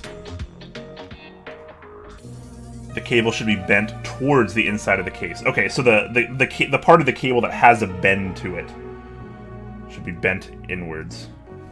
So I'm guessing that means like this. Because the USB port will be on this... Yeah, it'll be over here. So it goes like this. That makes more sense. Okay, I'll do it that way.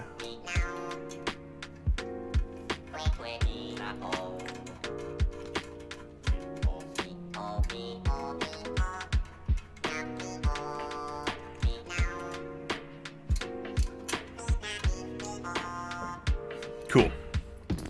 Alright, handle on, cable on. What do we got next? The silver aluminum default handle benefit greatly from some lubrication on their hinge mechanism. Alright, I might have to consider that later. We'll see. Grab the top half of your case and flip it over, and take the frame-shaped top gasket, which is this.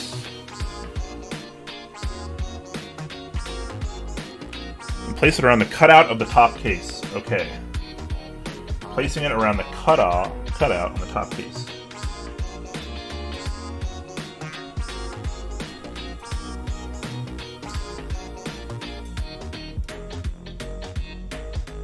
We're making progress here.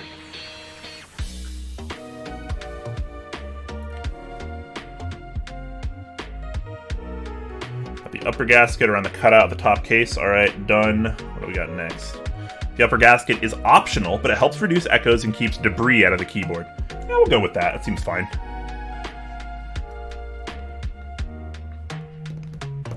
If you have any double-sided tape, it will help keep the foam in place on the top case while you do the next steps. Uh-oh.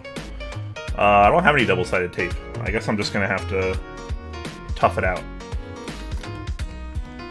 Place the PCB plate assembly into the foam like so, and plug in the USB cable.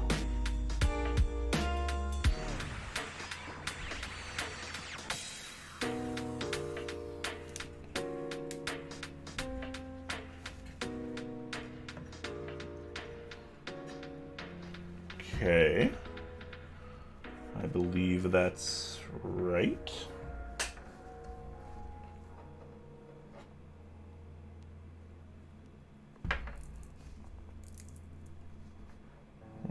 Okay, I think that looks right. It's really deep in there, but I'm assuming this probably compresses some as I assemble it. That's going to be my guess. And plug in the PCB. Okay, plug in the PCB.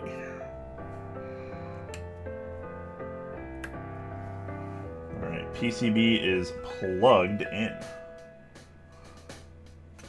I think I have the gasket lined up pretty well here.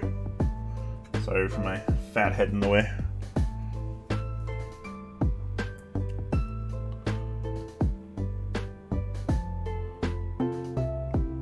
I guess it's a little off. Does this actually take like some orientation here? I don't actually know.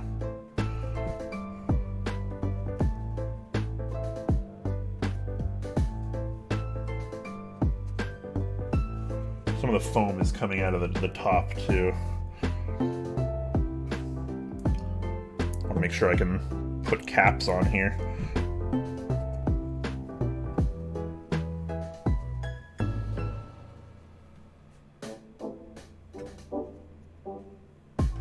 I think I'm doing this right.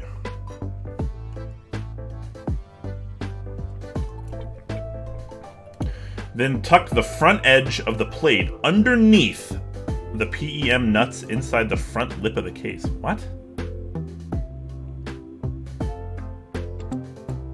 Excuse me?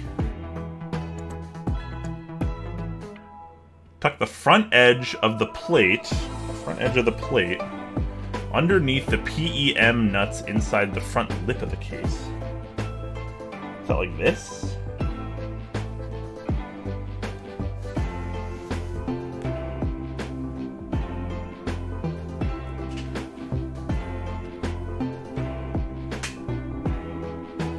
Like that?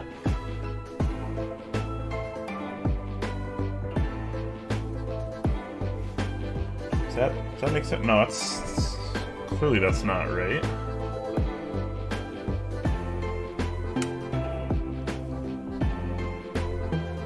You could name this board Jack Links, it's so beefy. Oh my god, you guys are silly.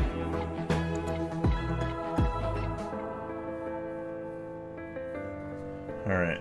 How the heck am I supposed to do this?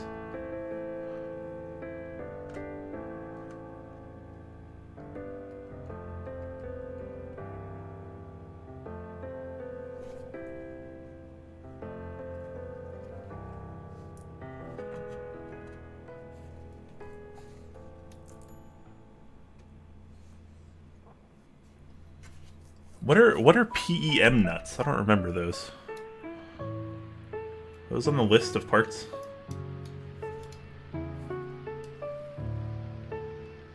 Sorry guys, bear with me here.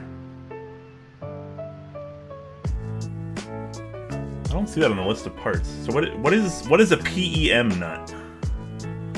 Anybody know what a PEM nut is? Anybody smarter than me?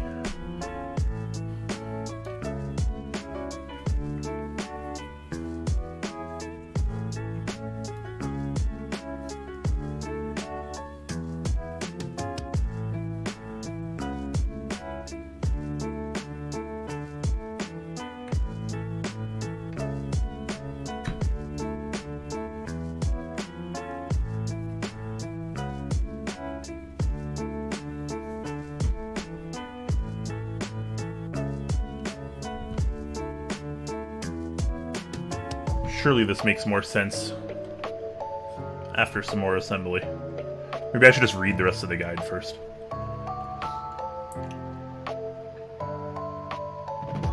What are PEM nuts? Is that what these are? Like these little spots? Are those PEM nuts? I can't really understand like from the picture. I think like this?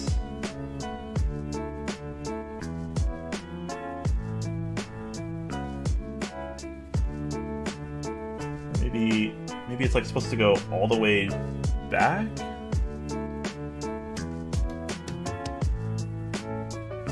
Tuck the front edge of the plate. That's got to be the front edge of the plate. Underneath the PEM nuts inside the front lip of the case. Alright, I'm gonna have to assume that's what this means. Like otherwise, doesn't really make much sense.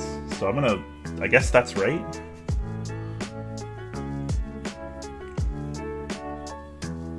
I don't understand why it has to be done that way. That's very interesting. Okay, I think that's right. Which is some metal on metal contact. I think we're making progress.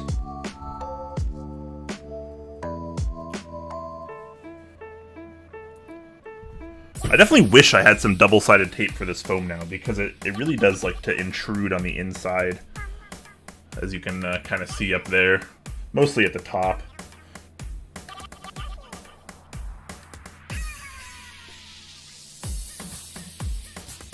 Let's try to like push it up a little bit here.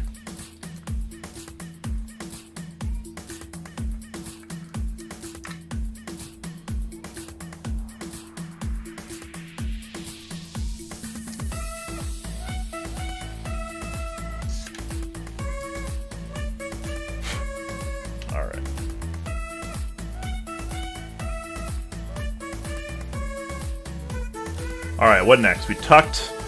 I'm pretty sure we did that step. If you wish, you can now add the inside part of the gasket. Okay, so that's where this thick boy comes into play. You can set this right under the PCB. Man, that is a lot of gasket. Or not gasket, rather, but like foam. But yeah, we'll do it, right? We'll give it a try.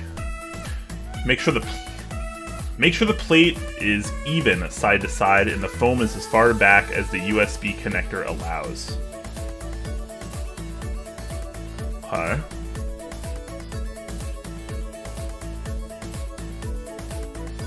I guess like that'll be pretty accurate.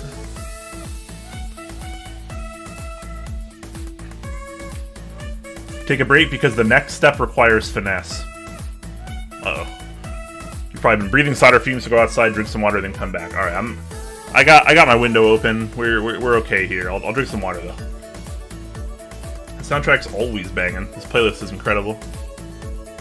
Time for the forbidden device. I don't even own a glue gun. I don't even think I have this like lined up correctly. No, I have it way too far to one side. This is difficult. Maybe I should put caps on before I do the, before I line up. Oh, whoops, it came untucked. This is like the strangest step. Like, I thought screws are supposed to go there. Like, why are there screw holes there if I'm tucking a piece of metal right under it? This seems very odd to me. I don't know. I guess that's why I'm not a designer.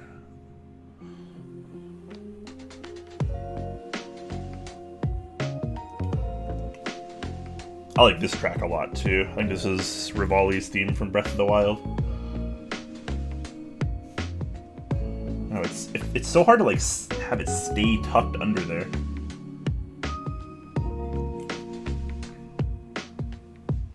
And now there's just foam everywhere. Oh my gosh.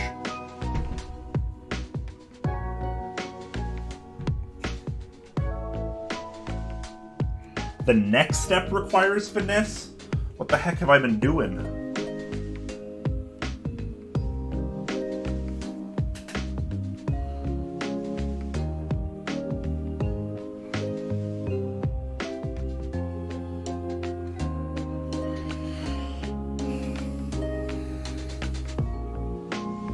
Alright, let's see what we got next here.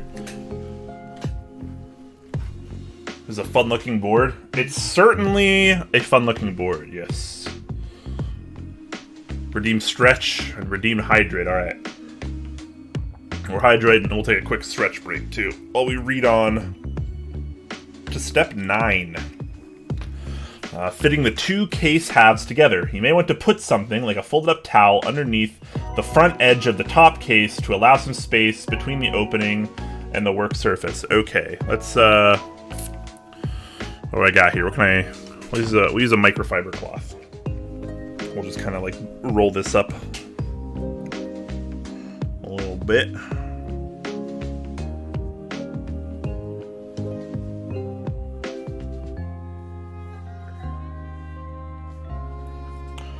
under the front edge, so like right here.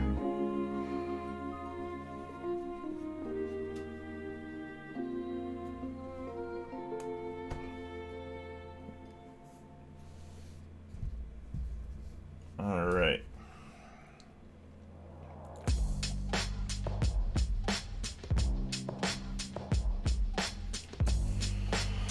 Invert the bottom case assembly from step 6. What? From step 6?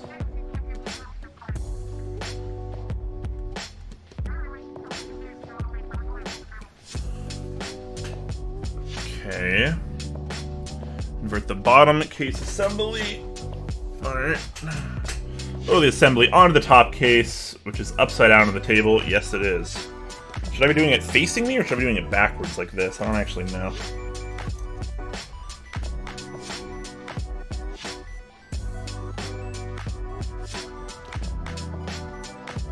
Check that the cable is not interfering before applying force to close.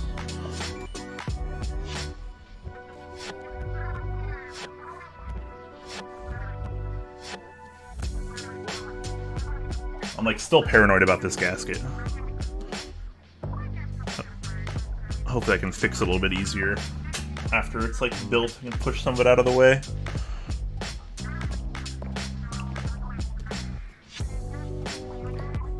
Okay, so I think we do this. Let's go like, oh wait, like that.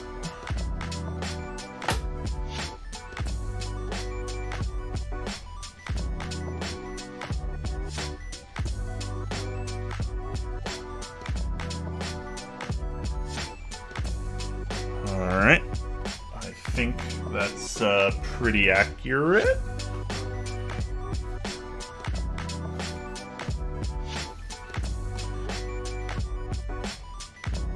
Install the screws on the bottom of your case, all on the bottom, with the exception of the serial plate. All on the bottom, with the exception of the serial plate, should have washers. Okay, so washers on the bottom. Oh, this is like not quite lined up.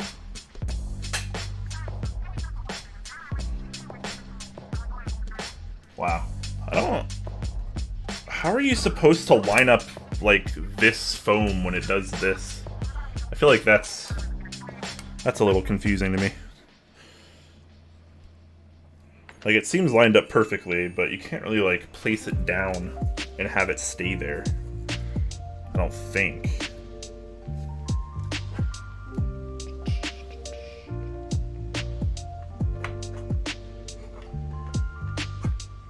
This board definitely requires a significant amount of finesse. I thought it was going to be a lot easier than this, I gotta be honest. Maybe I'm just not very good at this.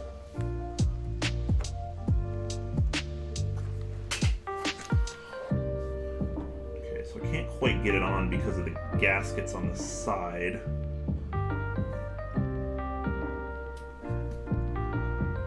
But is that too much gasket peeking through, is the real question. Oh my gosh, yes, way too much. Okay.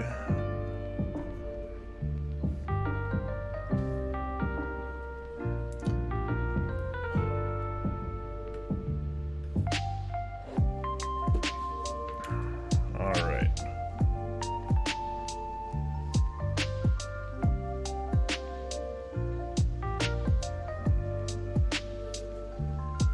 Sorry guys, I know this is taking a while. This is quite an interesting process.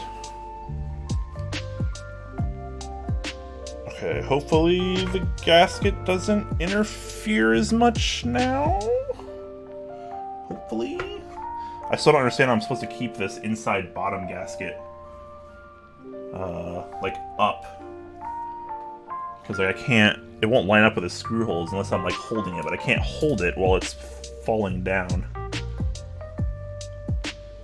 But it lines up just fine as long as it's not on the board. Now I'm really wishing I had some kind of... Maybe I'll just... Hold on. Maybe I'll just use like some packing tape here. And kind of fold it over on itself. Maybe we can work smarter, not harder.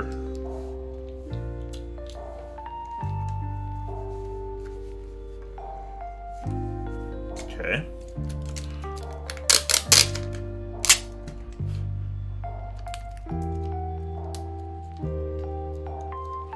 Progress, I think. I feel like the middle should be mounted on the bottom first. I know, right? I don't know what's actually easier here. But we're making double-sided tape. We're okay here. This is all okay.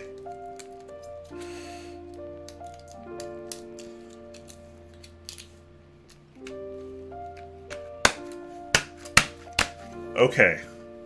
Now this won't flop over when I'm putting it on. And I think that's hopefully going to be a really big deal. In a good way.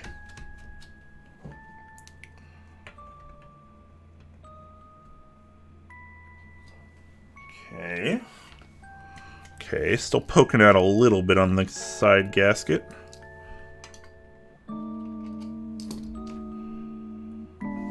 Alright, I think I'm going to install the bottom screws now. Oh wait, I can't. They're not lined up. I guess the plate just isn't lined up correctly. This is so weird. What an awkward build. Just the plate needs to be this way more. Oh, I just messed everything up.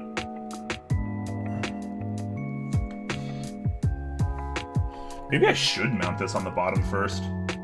Should I try that? But I don't know. I don't know how I'd be able to get it under this lip. Like I'm supposed to get the plate under this like case lip as well. I'm not sure how I'd accomplish that from doing it the other way. I think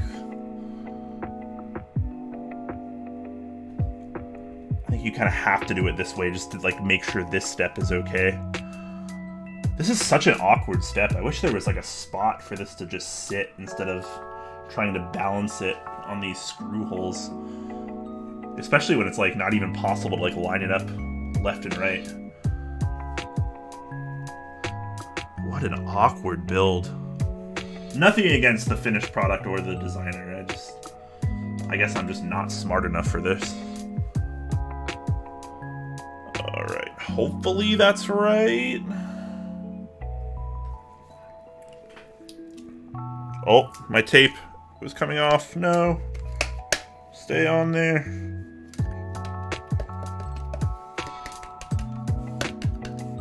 Okay. Maybe the holes will line up now? Pretty please? Nope. Okay. I'm so confused here, man. So confused.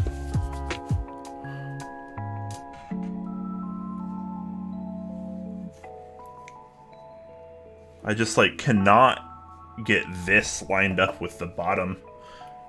And it's really hard to maneuver this without affecting the top gasket and where the plate sits in this hole.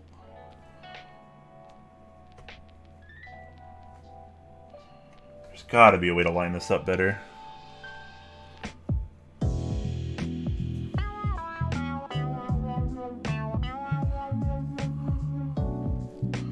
Oh crap, we came out of the PEM nuts. It automatically slides out when you put it in. This is so weird. How did other builders get through this part? Did anybody else struggle with this?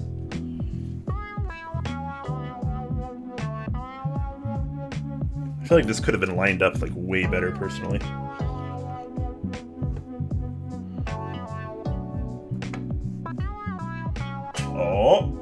Oh no. I got this side better, but now this side's off. Okay, so I need to go right just a little bit, and I need to go up a little bit on the left side.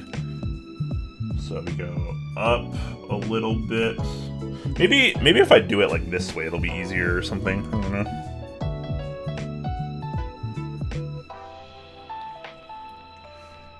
Okay, let's get back under here again.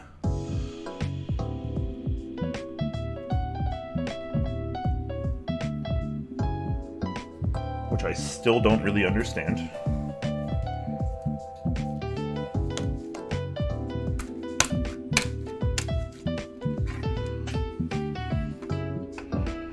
Please be lined up, please be lined up. Not even close, oh no. I just don't get it.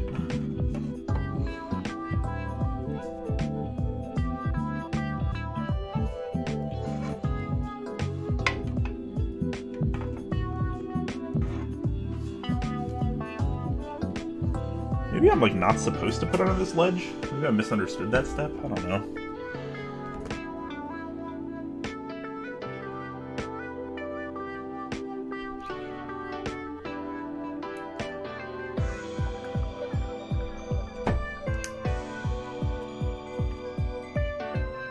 I think that this much gasketing makes this significantly and probably unnecessarily difficult.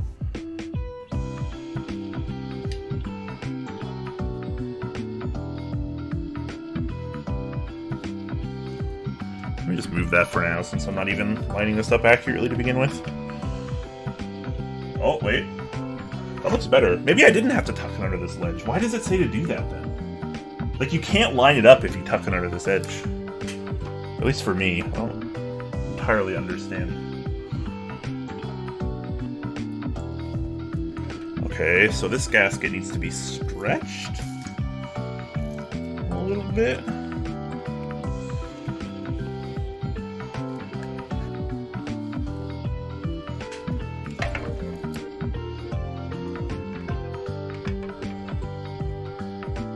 Okay, these are lined up. Okay, this is the best lined up I've had it so far. I'm gonna guess the top is all sorts of messed up, though. Okay, yeah, I wouldn't even be able to put a keycap on the escape. It's so over to that side far too much. Jeez, this is ridiculous.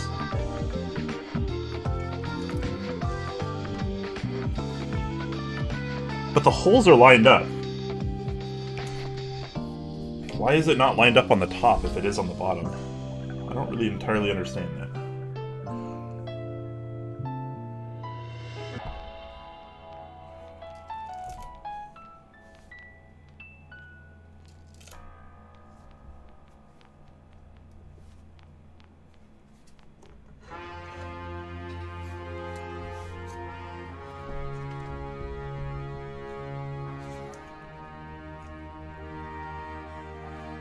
At least I got this song.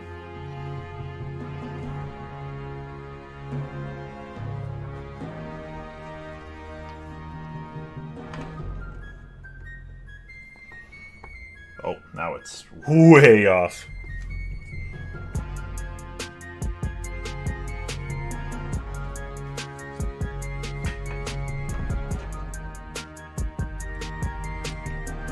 Okay, it looks lined up pretty well. I'm gonna send it. We're gonna send it here, and hopefully this works out. And hopefully we can make adjustments later on. Lining up the gasket seems to always change where it wants to go every time I try to get it in here. Where's my tweezers?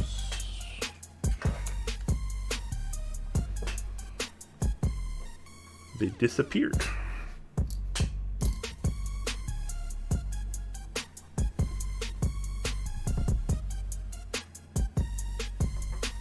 Alright. Anyways. Alright, so all of these get washers, right? Is that what I read?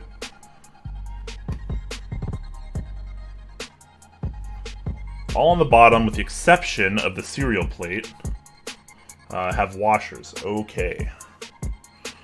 So we'll put washers on.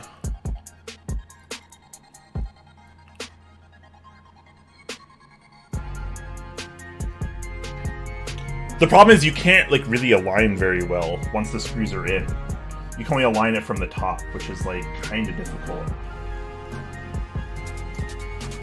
But we'll give that a try. It's also gonna aligning it from the top while there's screws in is gonna really mess up the gasket as well. So hopefully I can get that sorted. This is definitely one of the more difficult builds I've done in a while. I think the last time I had to do this much adjusting, or anywhere close to this much adjusting, was the Kepler prototype. And I'm pretty sure the production units were like way easier too. But that prototype was nuts. There's so much aligning because everything just like the gaskets just like flop all over the place. It's like nothing ever lines up. This is looking potentially okay though. We got to line up on the bottom. Hopefully that's good enough to line up on the top.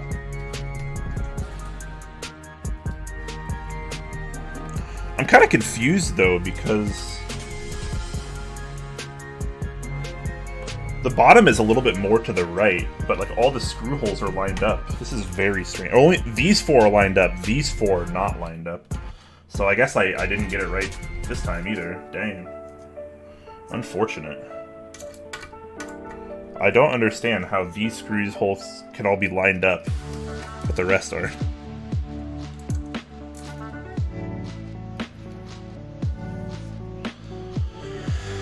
Darn.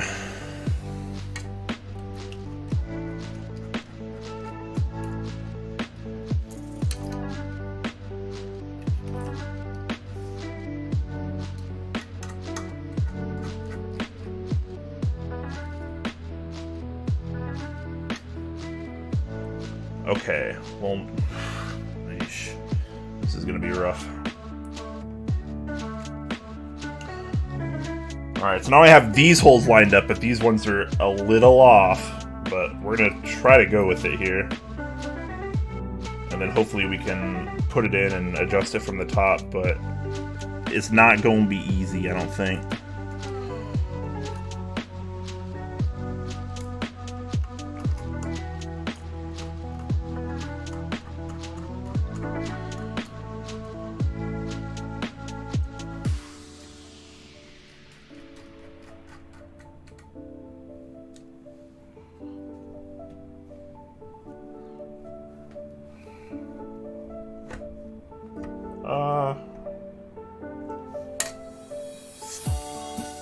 Come on.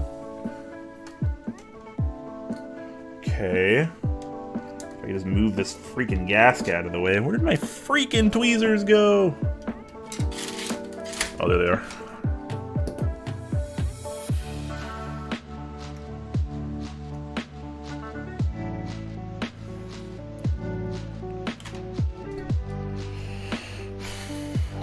Okay. I think we're finally making progress, guys.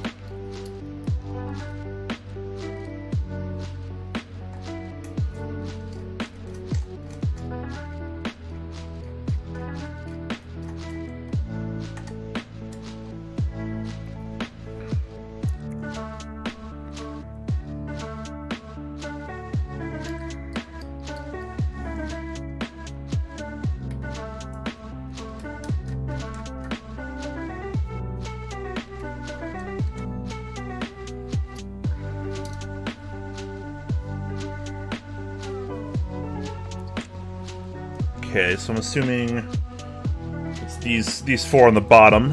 I'll get gaskets as well. Or washers, rather, not gaskets.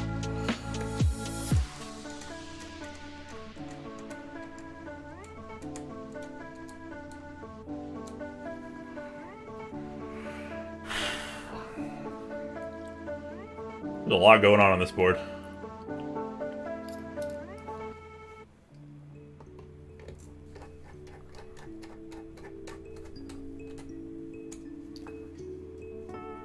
With all this stuff lined up, hopefully the foam didn't mess up too much and I can fix it from the outside. That's the hope, because I'm guessing as soon as I flip this over, there's going to be some gaskets poking around.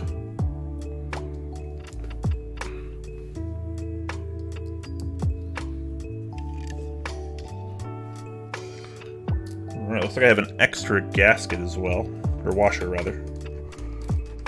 Maybe I was supposed to use that somewhere else.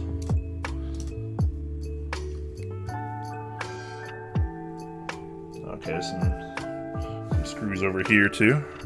Okay, 1, 2, 3, 4, 5. 1, 2, 3, 4, 5. Okay, so these must all just be on the back. Okay, that's not too bad. I kind of want to put caps on and test it before I screw in the last 5 screws. Which I think that's what I'm going to do. Because if this isn't aligned like left and right properly, like we're just going to have all sorts of issues. So let's put some caps on the outside here.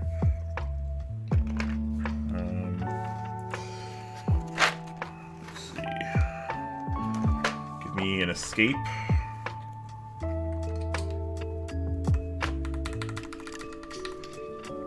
Okay, so we got escape. We got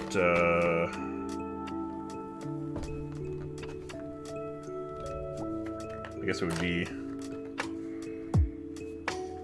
that.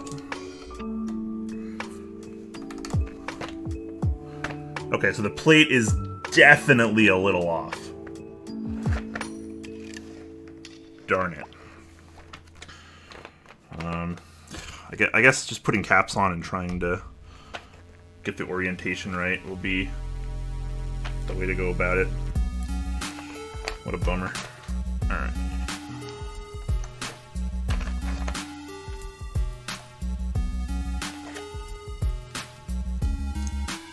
I guess I could just put all the caps on.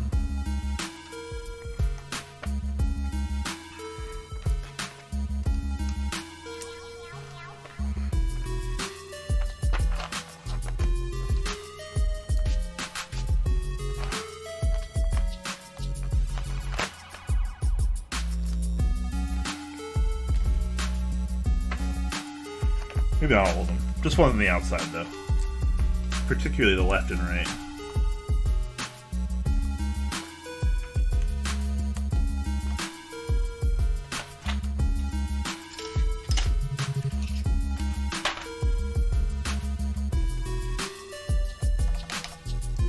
Can't wait to game on this. Yeah, this should be pretty fun to game on.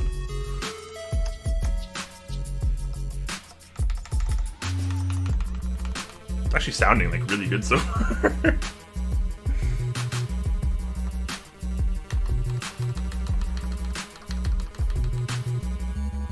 Alright, 1.5U GUI keys? Code. Alright. We take that. We're okay with that.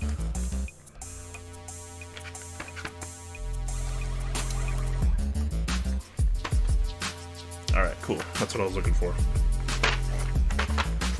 Yeah, we'll put the top row on too. I don't know how much of a difference that'll make, but we gotta get this aligned. I think we're finally like at the point where we can get it screwed in. We just need to make sure the plate's aligned. So I'm gonna loosen a lot of these screws, and hopefully I can adjust the plate from the top without having to do too much. That's gonna be the hope here, guys. I'm sorry for sounding so negative. I'm really not. This is really not that uncommon in a build to run into issues like this. A lot of modern builds have it so like it's really easy to kind of set things in, but this one has like a lot of variance to it, which is a little frustrating, but at the same time not like a huge deal. I'm making it sound like a bigger deal than it is. Okay, so you guys, I don't know how well you guys can see this, but like from the top here, there's a pretty big gap on this side, and this side's pretty close to the edge. So I'm gonna go ahead and flip this back over. The handle's so great. I love the handle. Okay,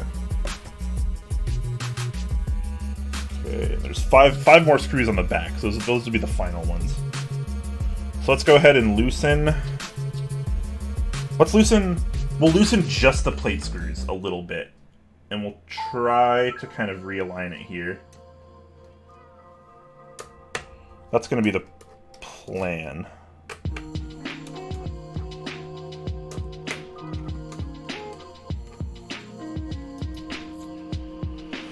Okay, with any luck, we can from this side at least, kind of maneuver it a bit. Nope, that's not looking likely. Okay. Do I loosen them enough?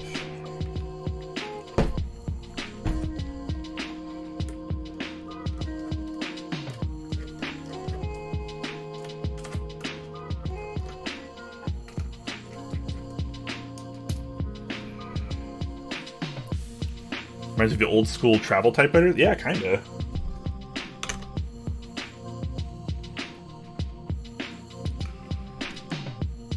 Okay, that's slightly better. We're getting there. And kind of like gravity helped me out with this. You know, gravity, our best friend.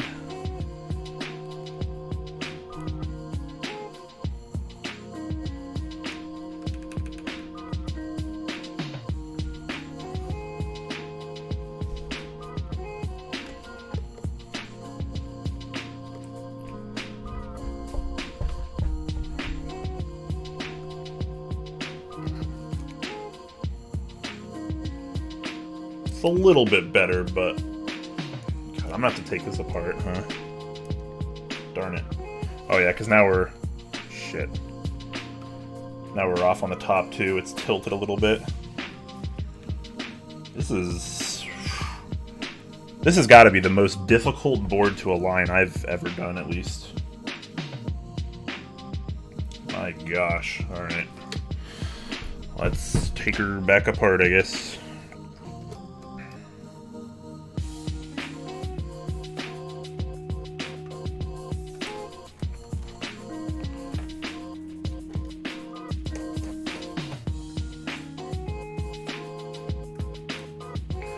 We're getting there, though. We're getting there.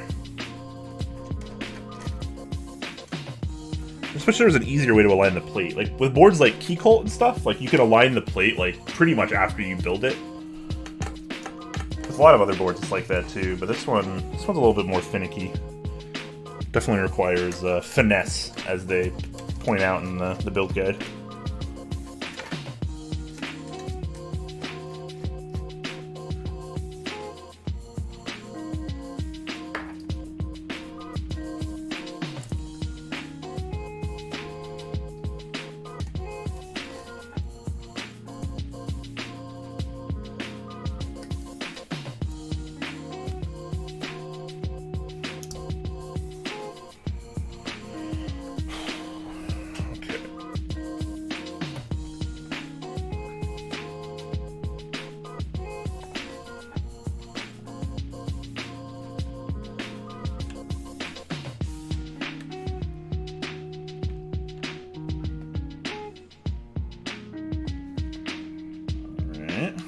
It's a little better.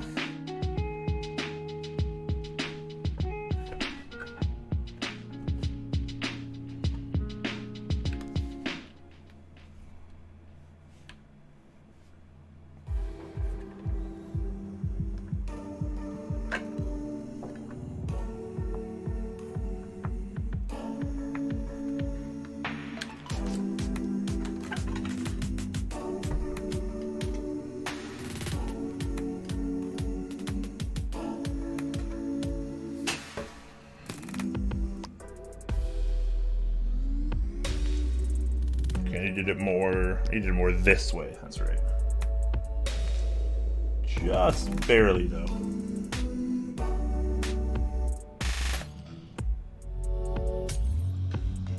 Okay. No, my tape.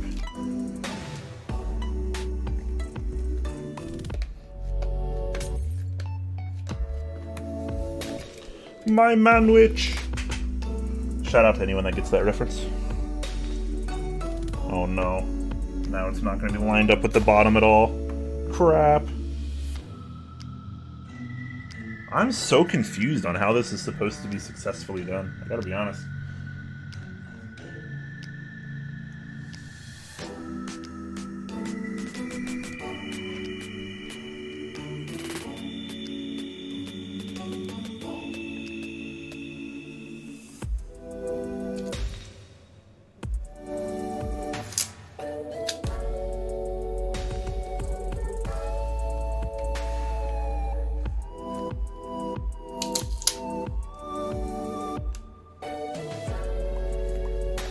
adjusting the tape a little bit here.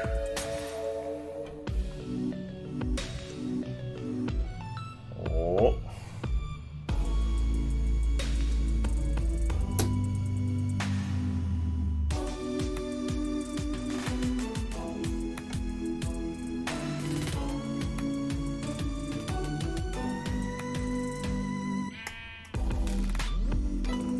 Also, all gaskets should be adhesive.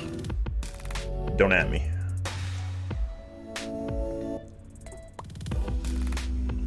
Do I even need this bottom gasket? Because this is giving me a lot of issues here. I wonder how bad it would be just taking this out.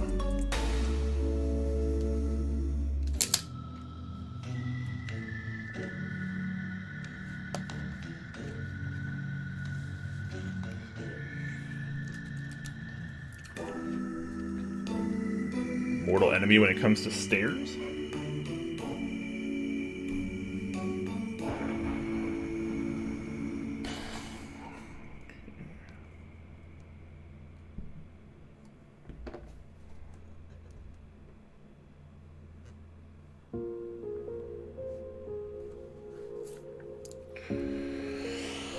Oh boy. Alright, let's take a look at the top real quick. Okay, it's still not aligned. Fantastic.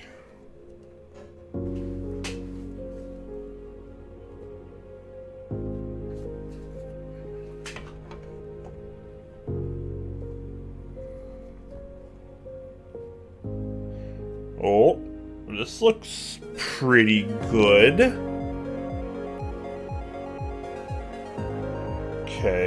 Okay. Move this up just a little bit.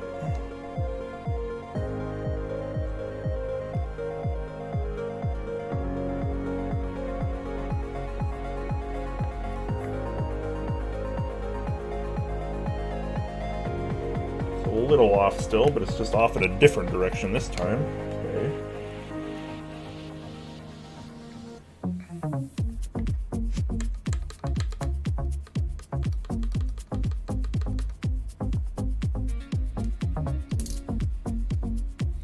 I feel like this is as close as I'm gonna get.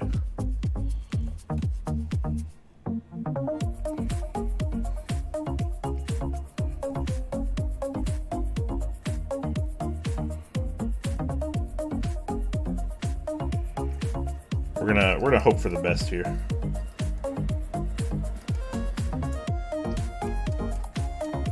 How long is this taking me? Oh, we've only left 2.5 hours? Okay, hasn't been as long as I thought. I think we're finally nearing the end point.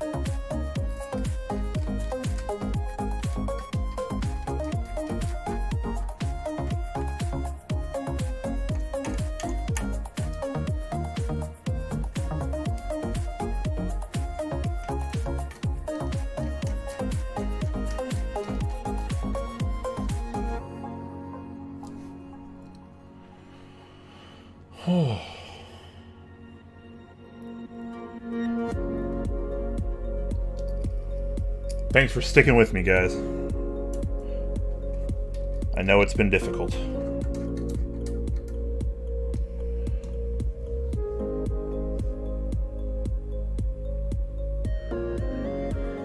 That's, without a doubt, the most aligned I've had it so far. Without a doubt. And these bottom holes are aligned, which is a very good sign. I think we got it. I think this is as good as it's gonna get without probably multiple hours more of like micromanaging.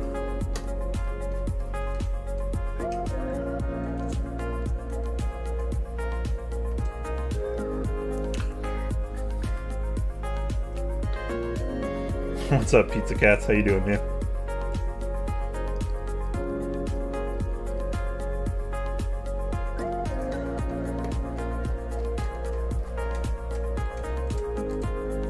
How bad would it be if these top ones like weren't aligned somehow?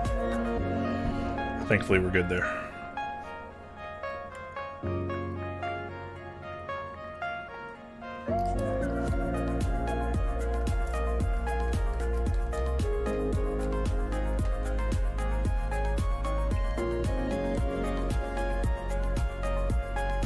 Is this Teja? Teja's a professional though. He would have had this built like an hour ago, right?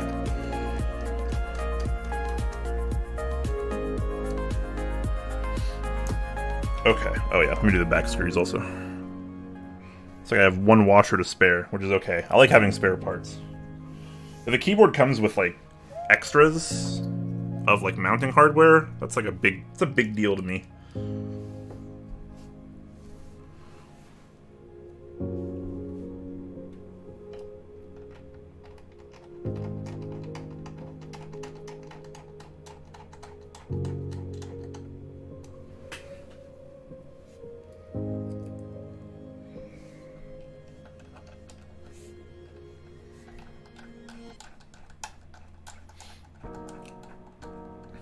Here to support you. Thanks, man. The build might have been a little difficult, but I think the end product is going to be worth it.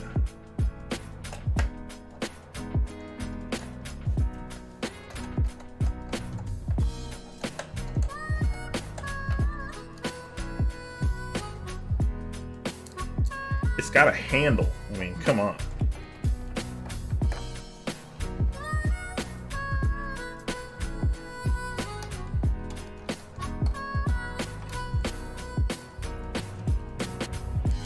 What's the radiation level on those keycaps? Oh my gosh.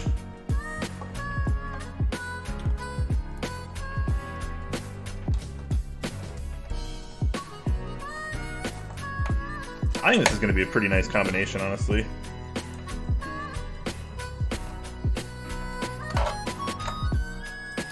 Okay. Did we get everything on? Is everything going to work? Am I going to have any keys catching on the edge? I got to push this gasket out a bit, I guess.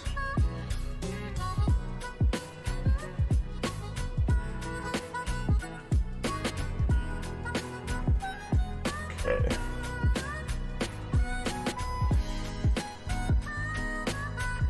I think we're good.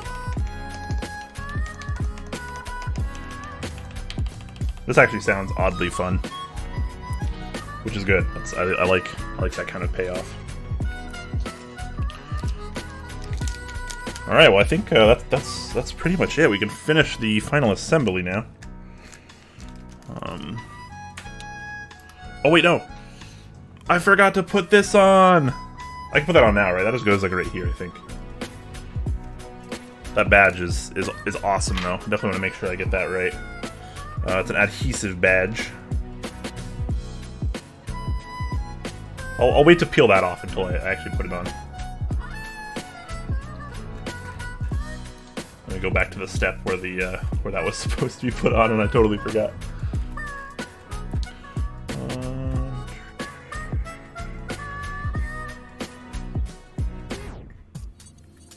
Oh wait, is that?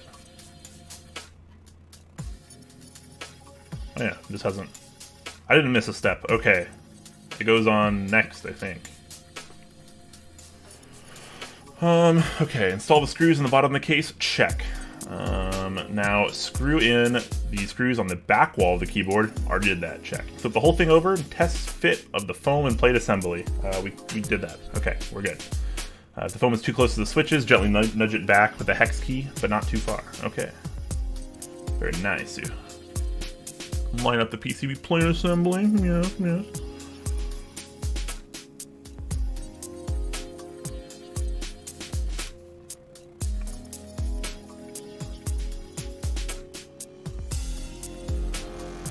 Okay.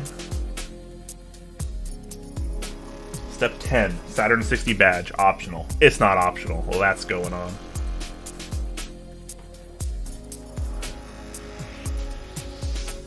Oh!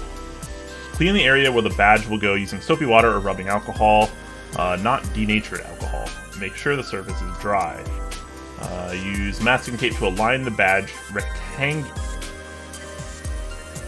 rectilinearly. That's a word I don't think I've ever said in my life. With the case. We know you can do it by eye, but trust us. Just get the tape. Well, I have tape right here, so I might as well. Rectilinearly. That's a word. Alright, so you guys You guys probably can't see this, but in the picture on the build guide, he has it lined up where he has a strip of tape right here, and a strip of tape right here, and he basically uses that as a guide to place the badge right here, like the empty space of the tape. I guess I could get some alcohol and clean the. I mean, it's got to be pretty clean already, right? That would stick. Maybe I should just do it. Oh, I forgot to put this in. No, I'm gonna go without that. We're gonna go without that for now. Maybe I'll put that in later, but I straight up am not opening this case again right now. All right, we'll do the tape here. Let me look at some rubbing alcohol real quick. Some good old isopropyl, and we'll wash off this little area right here before we put the badge on. 1 second, guys. It's not far away. I just don't think I have any in here.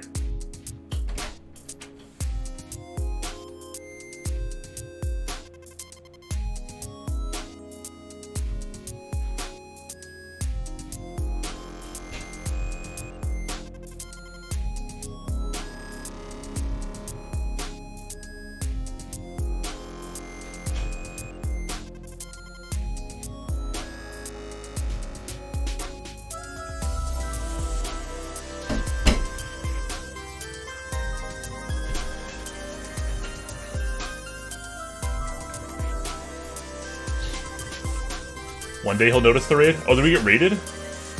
I'm so sorry. I've been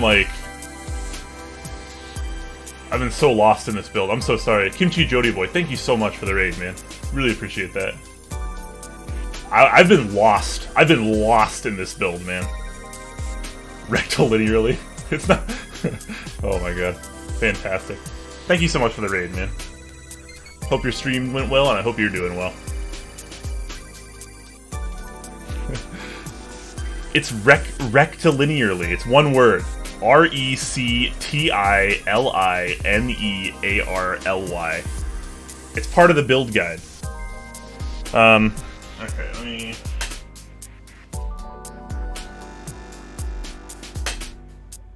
Grab a little microfiber cloth here. Apparently I haven't opened this before. In the bathroom and Apiary rated you. That's awesome. Hey man, that's just life. That's just the live streaming life, right? Thankfully, you guys came in at a relatively good time. You missed a lot of my struggle with the plate alignment because there's like nothing to align the plate with. You just like have to like keep checking and doing it again and again until it's as close as you can get it, which I did. But yeah, I forgot to put this in here, but I feel like it honestly seems like it's gonna sound like kind of good and kind of foamy already, so I'm gonna leave that out for now, and I might try it later. If I ever open this case again, or if I decide to do it later tonight, or maybe tomorrow or something, we'll think about that.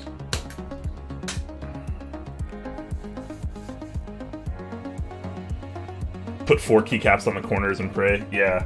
Well, I mean, with a lot of boards these days, it's not usually like an issue because like you can like assemble the board mostly and then kind of play around with it. But like here, it's a little bit more complex.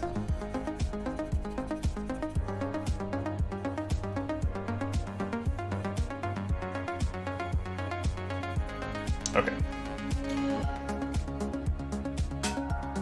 Give that a second to evaporate. And just like the guide suggests, we're going to use the tape as kind of an alignment tool. I need to make sure to remember to put those on as well. And anyway, let me link the guide again just for all the people that came in here. I'm curious what the hell I'm looking at and doing. This is the guide I'm following, guys.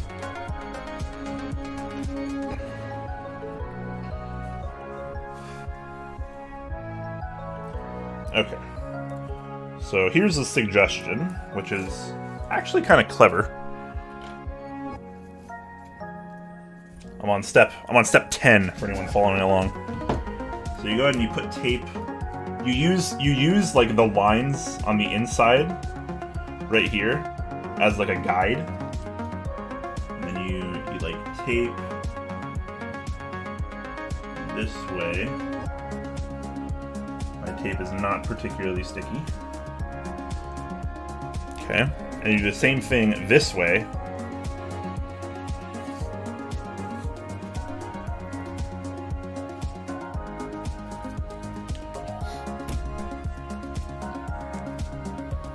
Oh, this keyboard? Yeah, this is a Fiel Round 4. It's the E Ultra Hot color. Alright, so we do the same thing here. Sorry if my big fat head's in the way, guys.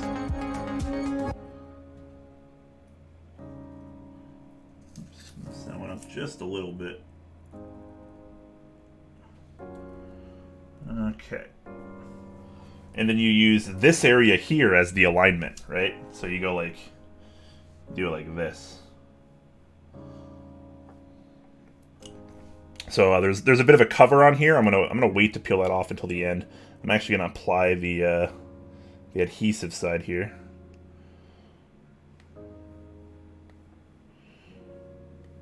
If I can freaking get this off.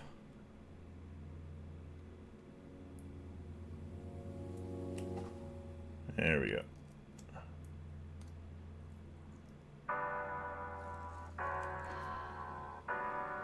Okay.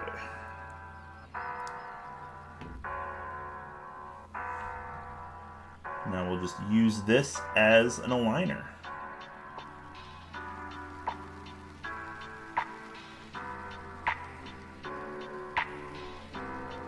Alright. Looks pretty good. We're aligning rectilinearly, if you guys forgot.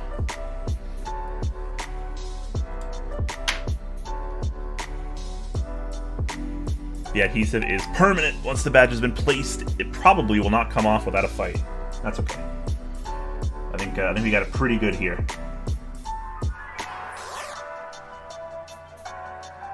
All right, let's go ahead and peel off this little bit of top plastic.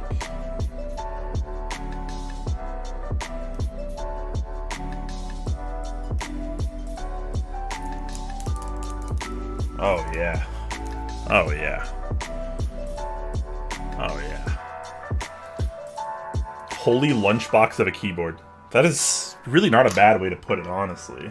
All right, now we can take the alignment tape off.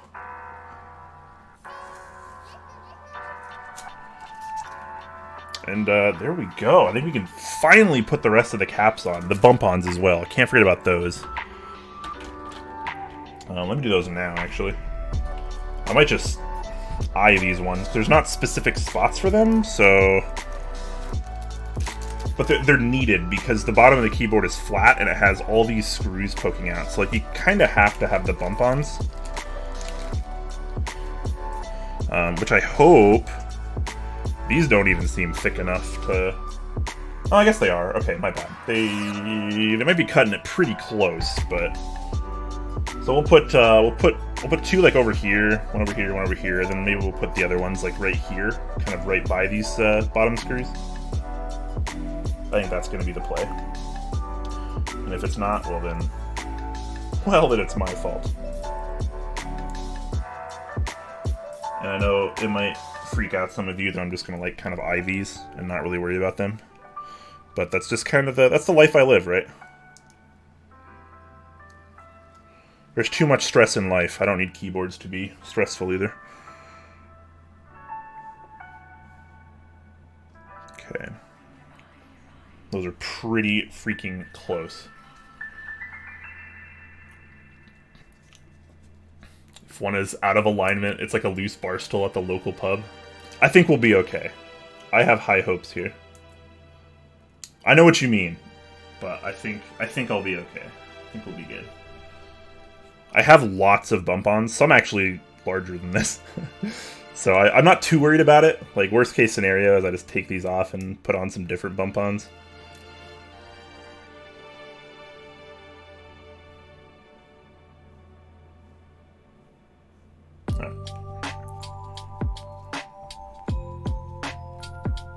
Pretty happy with that, though. And though it is relatively close, they should just kind of clear the screws here.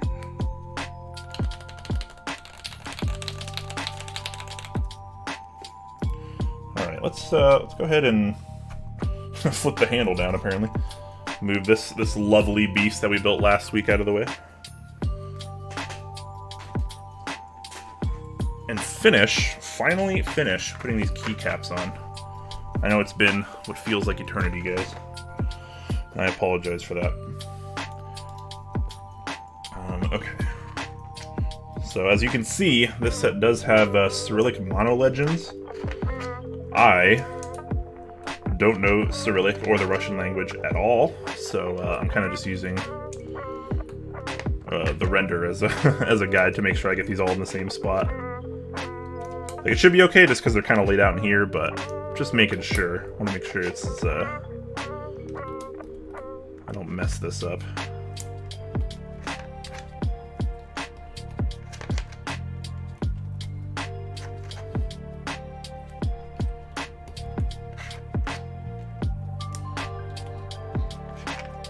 I love the way this looks, though. My gosh, this is... Yeah, Simon, right? You feel me too? This is a combination. Deep red of the GMK Perestroika on this, like, they call it moon dust, but it's like the beige kind of thing. It's very beige, and God, am I into that.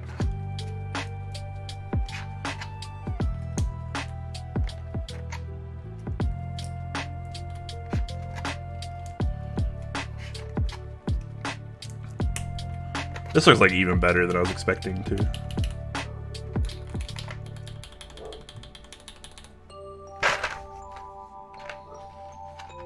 Not unhappy with that at all. Alright. Almost there, ladies and gents. And everyone else, of course.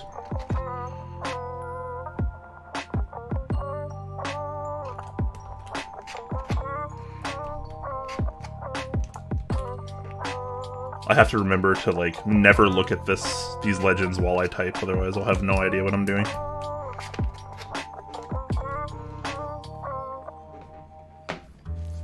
Okay. We're all good there.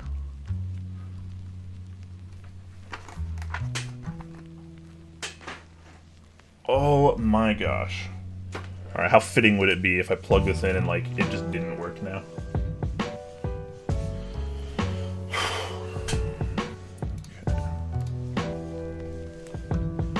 Ah, yes. Right side USB. There we go.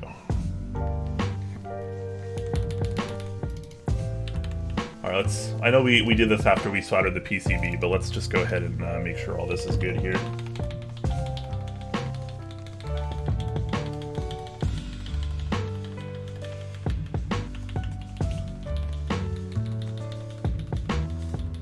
These are stock switches too. Honestly, it sounds like they're stock switches, and I genuinely forgot to put this layer of foam under the PCB, which isn't necessary, it is optional, but I was actually planning to do it, but I took it out while I was trying to align, and I totally forgot to put it back in. But I might like it more without it, to be honest.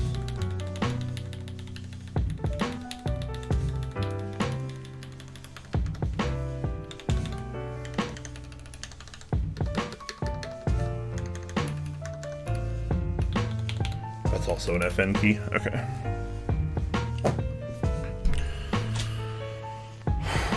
We're finally getting there, guys. We finally did it. We got to the end. Excited to hear how mine is? Yes. Yes. Okay, let's go ahead and pause the music and do a quick typing test, shall we?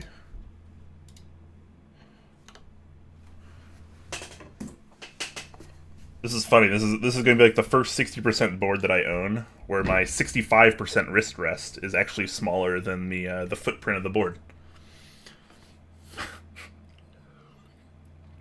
Are you super stoked to build yours? You should be. This is really cool. This is a super cool build. It was a little annoying in the building process, if I'm being honest, but I think the final product is well worth it from what it seems like so far. I mean, just look at that. It looks so good. It really does look great.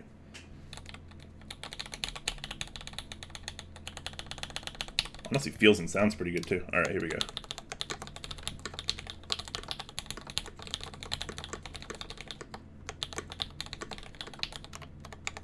Haven't used split backspace in a while.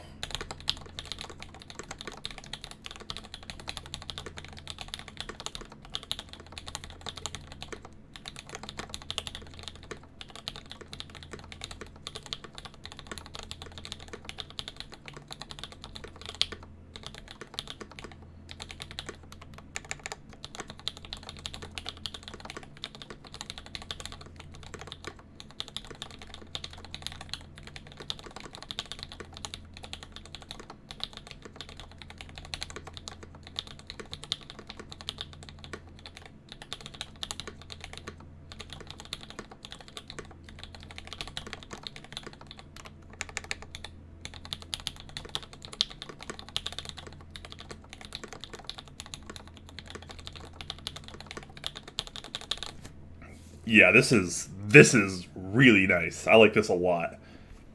It feels great, it sounds great, it looks great. These are stock switches, guys. I did not lube these. I mean, they come like kind of pre-lubed, but like I didn't tune these at all.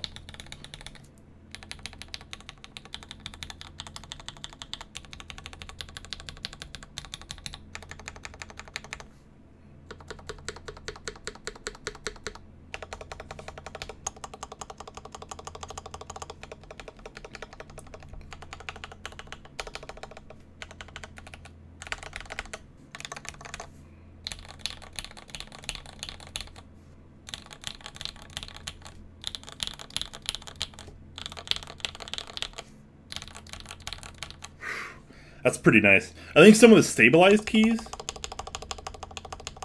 could probably sound like slightly better.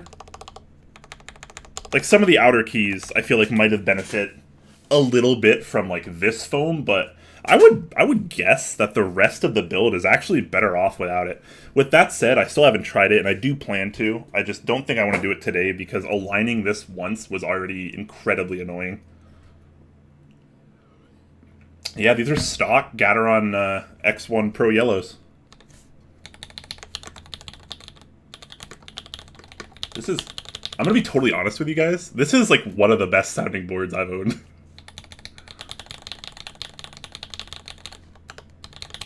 That's aluminum plate.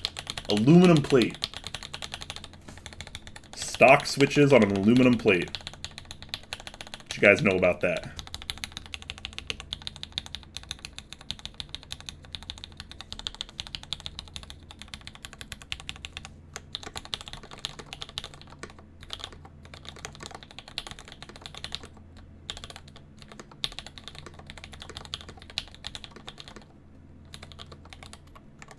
I'm going to be honest, yeah, I was not expecting it to sound, like, anywhere close to this good. Just, like, based on, like, the design, I almost feel like it shouldn't sound this good if I don't mean that in a mean way, but I'm very pleasantly surprised, and I guess that's a better outcome than being expectedly happy, right? God, this is nice.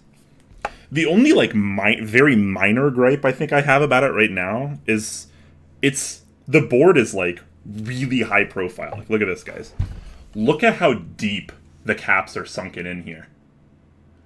Which honestly isn't much of a problem for me, but with a flip spacebar, it's a little awkward. I might have to use normal spacebar on this just to be a little bit better. But, yeah, look how high profile that is. That's nuts. Probably partially due to how just enormously thick. Look at this. How enormously thick the gaskets are. So this is the one that's supposed to go under the PCB, but we have the top one on right now,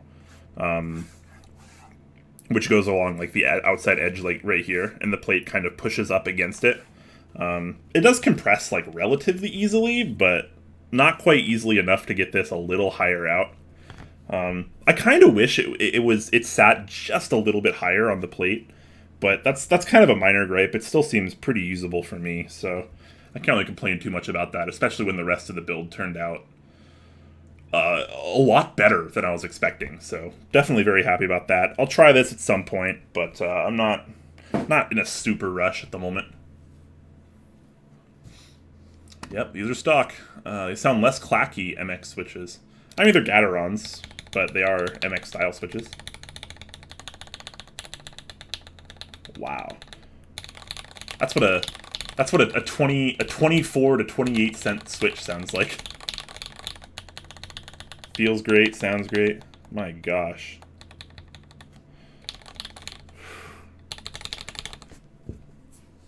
I really like this, guys. I really like this a lot. It's been a while since I've been, like, ultra pleasantly surprised with a board. Like, to this level, at least. It did require quite a bit of finessing, I will admit that, but...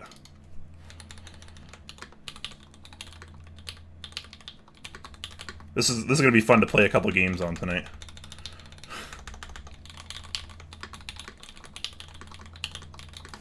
Cool. Well, alright guys, so we've done it. We've completed the build, finally. It was a little bit longer of a journey than I was expecting, but we definitely got there. Still kept it under 3 hours. I can't complain too much, I guess. So if anyone has any final questions, I'll put the music back on. If anyone has any final questions before I head out and we raid someone, please let me know. I'll try to answer any questions I can about this keyboard, about other keyboards, about things that aren't keyboards. Just let me know what you wanna know. As I look for someone to raid here. Really happy with this though. Really, really happy.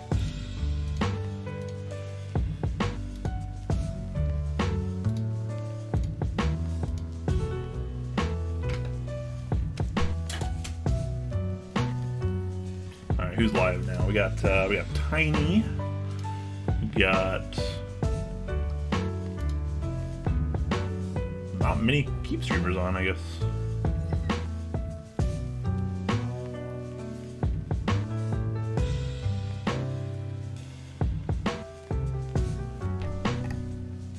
Where's all the keep streamers?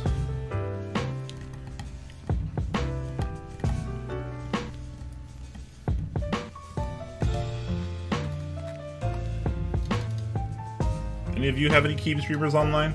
We could raid like Tiny, but Tiny has more viewers. I try to raid people with lower viewers whenever I can. I feel like that's kind of like the way Twitch should generally work. Halloween is on? I don't even know who that is. Halloween? Is their name just Halloween?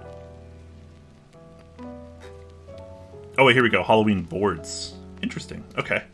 Yeah, we could. I don't even know who that is. We'll raid them. Sounds good. Good dude? Cool. Alright, we'll go with that then. I like raiding good dudes. Alright, it doesn't look like there's any questions at all for me. So I guess we can just go ahead and queue up this raid now.